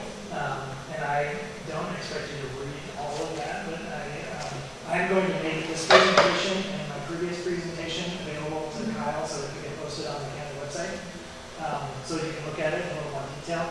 But basically, we have tried to space out our public workshops about 2 months, 2.5 months apart. So what we're trying to avoid is meeting fatigue, where people feel like they're going to a meeting every month and there's 10 meetings, and when is this thing going to end? So we try to be very strategic about the points at which we schedule those meetings. So we have some pre-work to do in terms of gathering initial information and understanding, kind of the basis of design and planning, and then we would engage the public here and begin to develop what the vision is. And that's when we would start to work through that chip game. What is the vision? What are those various alternatives that we can evaluate as we go forward? We would develop those in more detail during this middle period here, and then come back together. That's where we would really evaluate those alternatives, get your feedback on what you see and some preliminary ideas about goals and objectives, and what are the things, how are we going to implement that preferred alternative? And then here, and the third meeting really is a chance then to review some of the more subject matter specific information of the plan in more detail with everybody. And really, this is kind of a final check, that we got it right, or we got it mostly right. And then from then we move into more of just the nuts and bolts documentation of the plan itself. There is review by the Citizen Task Force all the way through this. We have intermediate meetings with the Planning Commission and briefings with county staff. And here at the end, we get into a little bit more robust engagement with the Planning Commission and with the County Commission as more of a workshop, to really dial in the language and the text and narrative that goes into the document going forward. So it will be a busy 12 months, but I think a fairly efficient and realistic goal for us. And we're certainly excited to get things moving and get the process started. And so we hope that all of you are as well.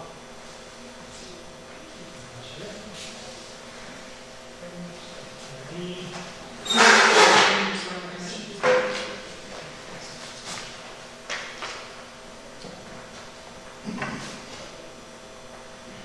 Okay, let's open it up for questions. As far as your end this time? I don't have any right off the bat. Okay. You'll have another up. Could you bring up the screen of the stakeholders who are going to get involved in the process, the community? Yes. And this is just a general list of folks. You all know your community certainly better than we do, and so that's why we haven't made any specific recommendations of who these people ought to be. These are just some examples of folks that have participated in the past, but really as part of our more formal kickoff meeting, which will occur in the future, when we really kickstart the project, that's when we would want to have a discussion with you specifically about who those individuals will be. Is this typically what you've used in the past for comprehensive plans / master plans? Yeah. Have you ever included tradesmen that might work in construction, or developers, or folks who are involved in investment? Absolutely. Why was that not included in that? It probably just didn't make it on the list. Or ran out of space. But no, that's And not your stakeholders you've got a few more stakeholders Sure. involved, and we want everybody to buy into it. Absolutely. No, Because if we develop a plan that satisfies a certain group of stakeholders, then there may not be any investment. Absolutely. And we need to foster investment so the county can move forward. Yeah, that wasn't intended to be a full and comprehensive list. I mean, we certainly want to work with you to identify who those individuals are going to be and who they represent with constituents. So it's really all I have. Could you go to your schedule? Yes. So I just want some clarification for me and for the people in the audience as well, because you guys are potentially going to be part of the Citizens Task Force. When you say public meeting number 1, number 2, and number 3, it was my impression during the interviewing process that those meetings wouldn't necessarily be in one meeting in one location. It may be a public meeting number 1, there would be one in Kiowa, one in Simla, one in the northeast corner, all on maybe the same day or the same weekend or something. So that, the meeting locations would be broad. Not all people would be expected to come to one place. Plus, the idea would be too, is if you have 200 of these polling remote controls, it would be great if we had 200 people at each location. And there could be a situation where we only have one location. You wouldn't necessarily assume that all of those people who plan to go to the different locations would be able to make one location. So did I understand that correctly in that these are not one meeting in one location? This is public meeting number 1 in different locations around the county? You are correct. Yeah, we would probably target, in terms of efficiency and staffing and that sort of thing, we would probably target 2, possibly 3 locations throughout the county. And ideally, we would schedule them so that they occur on the same day, where we may host one in the morning and host another one in the evening, or we may have to kind of divide and conquer and send part of our team to one location in the evening and the other part of the team is in a different location at the same time.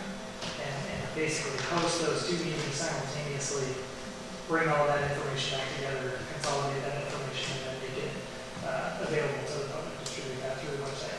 Okay, yeah, I think that's great, because I think it's one of those things too, where if you have a meeting in the morning, some people may not be able to go, and even though it's a longer trip, you may be willing to go farther if it's at night and it fits your schedule. So I just want everyone to be kind of, have some comfort in the fact that there's multiple opportunities and not just one day, sorry, you missed out.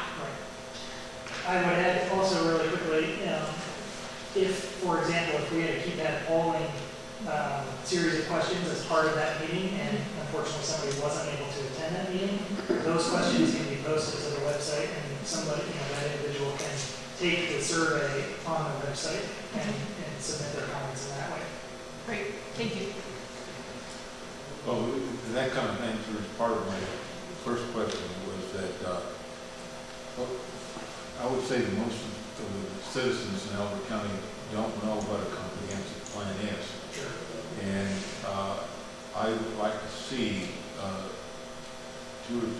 couple of meetings at least, if not more, where we just talk about what a comprehensive plan is, how it's put together, who gets involved, how we put it together, and what the impact is going to be in the community afterwards.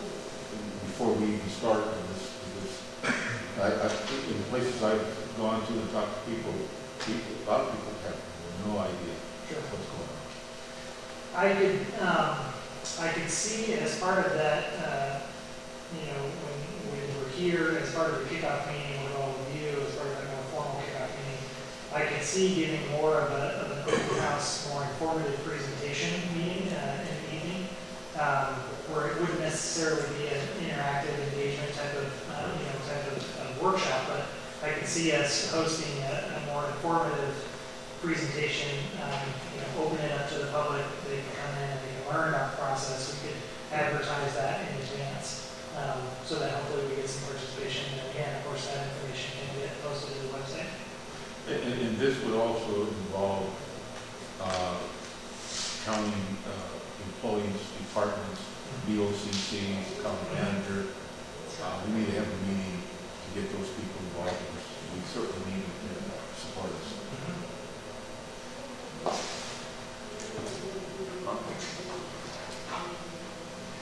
Chris, what is your view of who would be on a citizens task force and the number of people? If you have too many, you won't get a consensus. If you have too few, you don't have diversity. Yeah, I've seen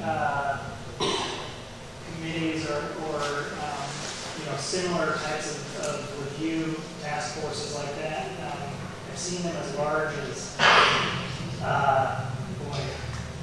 in the sort of low 20s, mid-20s, which can be, that's probably a little too large, in all honesty. The example I'm thinking of, those folks were more from a technical advisory committee perspective, and they provided more content review, less sort of interaction. And so that's why that one worked okay. Here I would imagine seeing something in the probably 12 to maybe 16 members, something like that, because I think we have to understand and probably expect that not all of those 16 individuals might be able to meet or come to a meeting if we were to host one. So you might get 10, you might get 12, you might only get 8. But at the same time, people that couldn't attend that meeting, they would have the materials, they would have a review capacity to provide their input in that manner. But I think that for this example, for this county, for this project, we're probably looking at that sort of 12 to 16 or something like that. And how would you see those folks being chosen? Well, frankly, through a lot of discussion with all of you, and I think you are going to know the folks in the community that you feel like would provide good input to the process, be willing to listen to, be open to various perspectives, and provide constructive feedback. it's, would be an invitation, and they wouldn't be required to participate. So, we might consider sending out 30 invitations, and, maybe we get 14 people that say, yeah, I can do that. So, I think that we will have some future conversations about, particularly as you think through and start to identify who those individuals might be, you can provide us with that information, and we can go back and forth and determine if those are the right folks. And you might also even consider opening it up to a volunteer, to the true sort of general public. If you want 3 or 4 members of the general public that maybe are residents here, but they may not be active members of the organization, and they may just be passionate about living in Alpert County and want to be involved in the process. So, there's ways to do that as well. Thank you. Chris, when you have these public meetings, I assume that you've been bringing members from the various disciplines to each of these meetings, in others, transportation, water experts, people that will be able to give short presentations at least, and that the people can communicate with and be able to see, because you heard tonight, water is a prime concern in this county. All our homes, 98%, are on wells. We don't have any surface water, no dams, no big pipelines, so we depend on that water. That's going to be very important, because to allay those fears, and it is a fear, it's the unknown, it's going to be very important. The other thing I wanted to point out just in passing is that you mentioned something about stuffing water bills, 98% wells.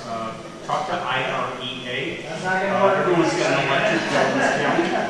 If you're going to stuff anything, get information to people. Just a suggestion. Sure. That's great. Actually, I'm going to counter that, because that's not true. We have probably about 30% of the population is on central water in this county. 30 to 35% of the population. It's wells. It's deep water wells, yes, but they still get water, and what we're using is that vehicle. So it was interesting, because I saw some whispering, and I thought to myself, oh, that's a silly way to communicate. And I started adding up. So we actually have about 30 to 35% of our population receives a water bill. Granted, it's deep water wells, but it's not an inappropriate method for attempting to reject people. It's one we can consider. In any case, I wanted to say your presentation was good. I appreciate it very much. I think it's very clear how it's going to go. And thank you. Well, and just to follow up quickly, you're correct in that at the public meetings, we've also envisioned budgeting time for some breakout groups where we would have, Elliot leading a table that wants to focus and discuss transportation-related issues. We would have Jim covering utilities and infrastructure, so sewer, water, those kinds of things.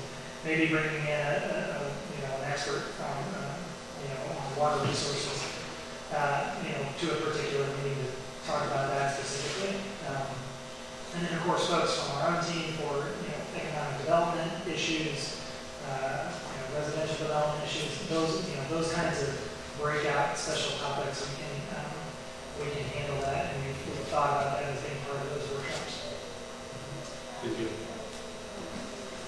I have another question in regard to Alpert County. We have large portions of land that have little or no access to internet. And that certainly is going to be a tool that we're going to be using to disseminate information as well as get information back. What do you see as a method or methods that we can use to bring those people in that do not have access or even the knowledge to use computer? Well, my idea about the water bills is out the window, so that's not going to work. Yeah, you're right. We're going to have to think about some alternative methods to communicate and advertise to those folks. We can think about printing flyers and getting those posted at, grocery stores, churches, local co-op, those kinds of locations, so that hopefully those people that may not have access to the internet start to see, some things happening in the county and pick up on it. But we're gonna have to think about that, because that is a challenge. I will comment on that. And the reason I commented on the 98% is because 98% simply isn't true. And I want to make sure that we talk about truth. We actually have 30% of our population on central water who receives a bill. That's important to know. There are not large, vast tracts of land in this county that don't have internet access. There just simply aren't. We have access in most places. And one of the reasons that I can say that with some confidence is that 100% of building inspections have to be requested online. 100% of them. I don't have a single person in all of the re-roof permits and all of everything across the county that wasn't able to, and I'm not saying that everybody is tech savvy. Not at all. No. But what I'm saying is that it isn't as backwater as that kind of makes it sound. It actually is a viable tool that we have. We have fairly good connectivity. And like I said, we have shifted in our department, the building component of our department, to be incredibly dependent upon our technological resources because we have so many people. We had to harness stuff. And like I said, every single inspection from the rough frame to is requested online. And they come into an email address. And they know how to do that. So it's not quite as remote as you Plus, I guess maybe another way of expressing it is there's a lot of people that don't on a daily basis. I think that it's less true than you think. Basic, and that's all I can say is from our perspective and our interface with a good, incredibly good cross-section of people. We're dealing with people who are replacing water heaters and people that are building new palatial 5,000 square foot homes. We've got a cross-section of folks.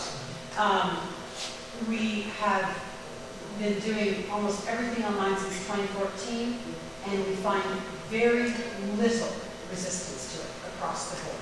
That's good. I just want to add to that a little bit. I think that's true, and yet that's not completely true in a sense that I have a nonprofit 501c3, and every application has to be filled out online. And there are people who we talk to who say, I'd like to fill out an application, but I don't have internet access. Granted, they do find a way sometimes to go to their kid's house or go to the library or something like that and fill out an application because we require it. If we would not require it, they would never touch a computer. So I think there's a way to answer this question in the sense that we know how many homes are in Elbert County. You can talk to internet providers and get a good idea how many people have internet access in their house. It's not going to be perfect, but you can at least get an idea and solve that problem or that question as far as how many people really have access and how many people actually use that access. And then I don't think it's silly for us to even set up times at a library to say, we understand not everyone in the county has access, but there will be people at the county libraries on these days, so that if you want to fill out these surveys, there are people there that can help you. Or get you on the internet. And that's an even better way, too, in the sense that not only do you have access to the internet, but there will be someone there to help you. So I think we can get the answers to those questions. It's just going to take a little, a few phone calls to say, okay, how many households in Elbert County do you provide internet access to? I think that's true, but I would believe that we still need an alternative Absolutely. method of notification. Yes. So that people knew to come to these, which Chris talked about. Right, absolutely. I think it's a conglomeration of what tools are available to them. Sure. And Well, in getting on the same line you're going to,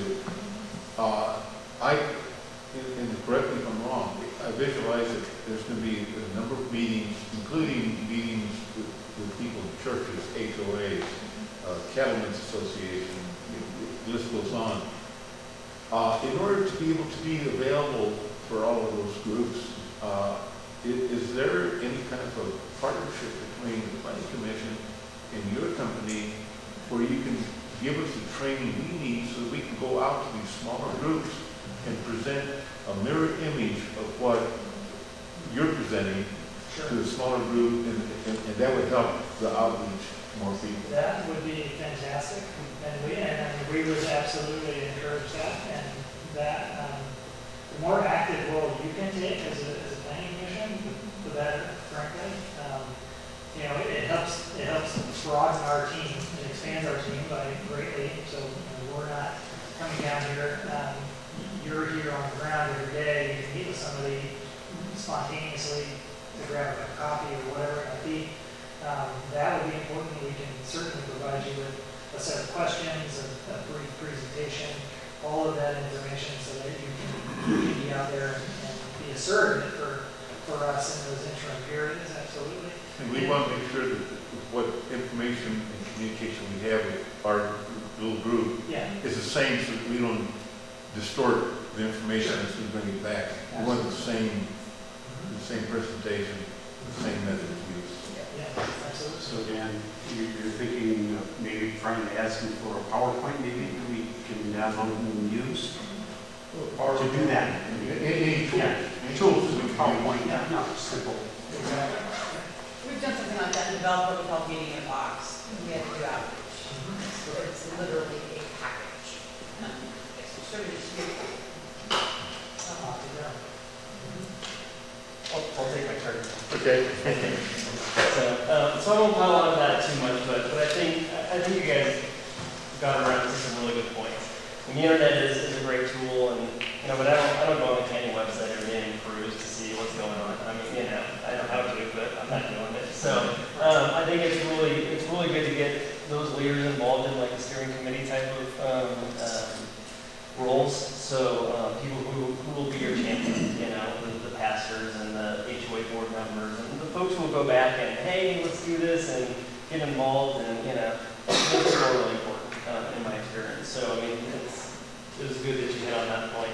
A couple of things I'd like to know is if you can speak a little bit about the website, because something that has been brought up by the residents is just transparency.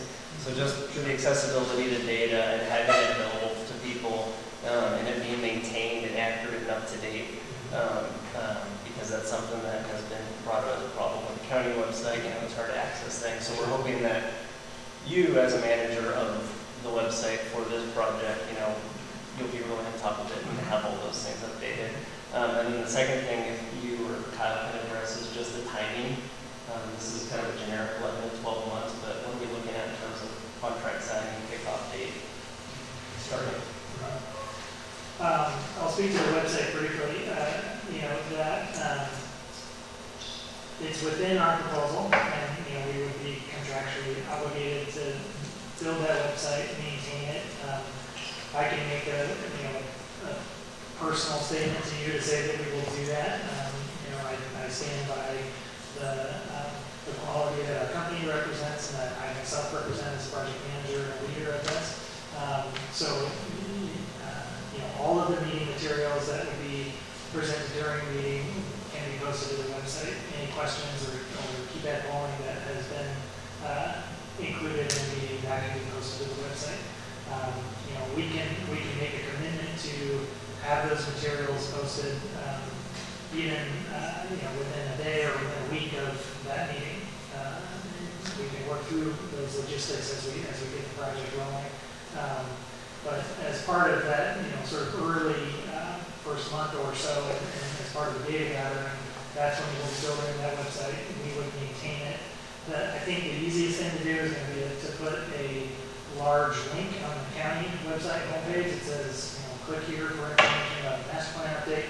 Sends them over to our website, and it's all there. Again, we can post all the meeting information, any minutes or invitations or things that came out of that. All that information can be posted there.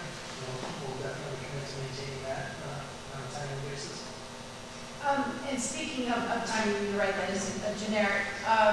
We had just sent back and forth some red lines on the contract. I wanted this to happen for that contract, funded for the BOCC. I really wanted you to have another opportunity to spend more time with the consultant before we actually engage. So I anticipate it'll go to the county attorney by the end of this week for legal review. I'm hoping, anticipating to get it on the December, I want to say it's 8, they've moved their meetings around, so I'm not honing in on that because they're having some special meetings around the holidays. So a December meeting well before Christmas, that I can say. That's when I plan on getting it before the BOCC. This BOCC is the most familiar with this project, so the engagement with the contractor will take a huge ramping up of education or anything like that. I don't anticipate that, then at your point, if you go into data gathering and things like that, that sort of doesn't need that public engagement, really meaningful kickoff, it would probably do that meaningful kickoff with people and stuff after the new BOCC gets sworn in January. I would see us really kind of launching the active at the very beginning of February. That's kind of how I envision it, just because of the holiday season and because we've got turnover. Basically, all 3 of our commissioners are up for election at one time, and that does tend to sort of put some pitches and some things and getting in front of them and getting in front of the crowd that right now I want to get this contract in front of the 3 that, or at least 2 of the 3, are familiar with what we've been working on. They're familiar with the DOLA grant and all of that. So I anticipate the contract going before them in December of this year for execution. Have they indicated that they just might sign it in December so that January is a working month instead of? No, I'm trying to get around that possibility. Because December is still a business month. The early one in December still feels like it's a very business month. So we get closer to holidays, meetings just start to get harder to nail people down. And in December or January, like you said, it's that transition month. I think you and the chair need to turn the crank of the commissioners so that they'll sign that thing. Oh, right. And we can have a working month in January. Oh, yes, no, I'd say for us to have a working month, you bet. That's absolutely what I'm looking for. I thought you were talking about them working in January. No, the new ones get sworn in. We just did the same, I can't tell you they're gonna work. Yes, I agree with that wholeheartedly. I guess the last question I had would be concerning, the price of the contract. Is all the things that we've discussed included in that amount, or are there any other things that may be extra and of course have an extra price tag? Sure. Generally, I would say yes, website, all of that sort of thing. I think the only thing that might potentially that we would just need to evaluate, we certainly would try to be as efficient, cost effective as possible, but the only thing that could potentially impact that would be thinking about the number and frequency of the public meetings. So if we go to something more robust, like 4 meetings or 4 different locations, and we add a meeting or something like that, then I think we would, we need to look at it. But pretty much everything we've discussed is in our proposal for that contract. And the partnership thing will help in getting more meetings. Yes, absolutely, right, absolutely. If all of you and the other folks on the planning commission are here tonight, if everybody's willing to be really active and engaged in the process and be that surrogate voice and get out into the community and present things, that's going to help tremendously, absolutely. Yeah, we're all pretty involved in our HOAs, I think. A large percentage of us don't let us off the hook. I love it. I know you will. Okay. Thank you. Thank you. I think that was a great presentation. Thank you very much. Thank you, Chris. Thank you all for attending, and hope that you'll help spread the word. The master plan, the comprehensive plan is coming, and there's going to be a lot of opportunity to get more information and share your thoughts with the group. So thank you. And we're done. I make a motion that we should adjourn. I will second that we adjourn at 10 o'clock. 10 o'clock. All in favor? Aye.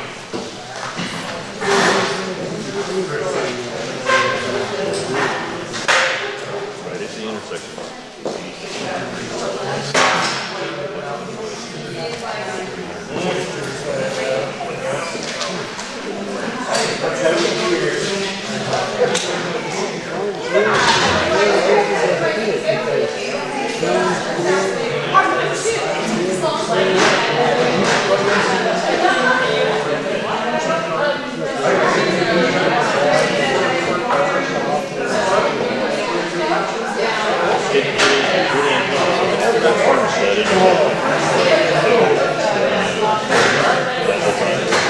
Talking about it.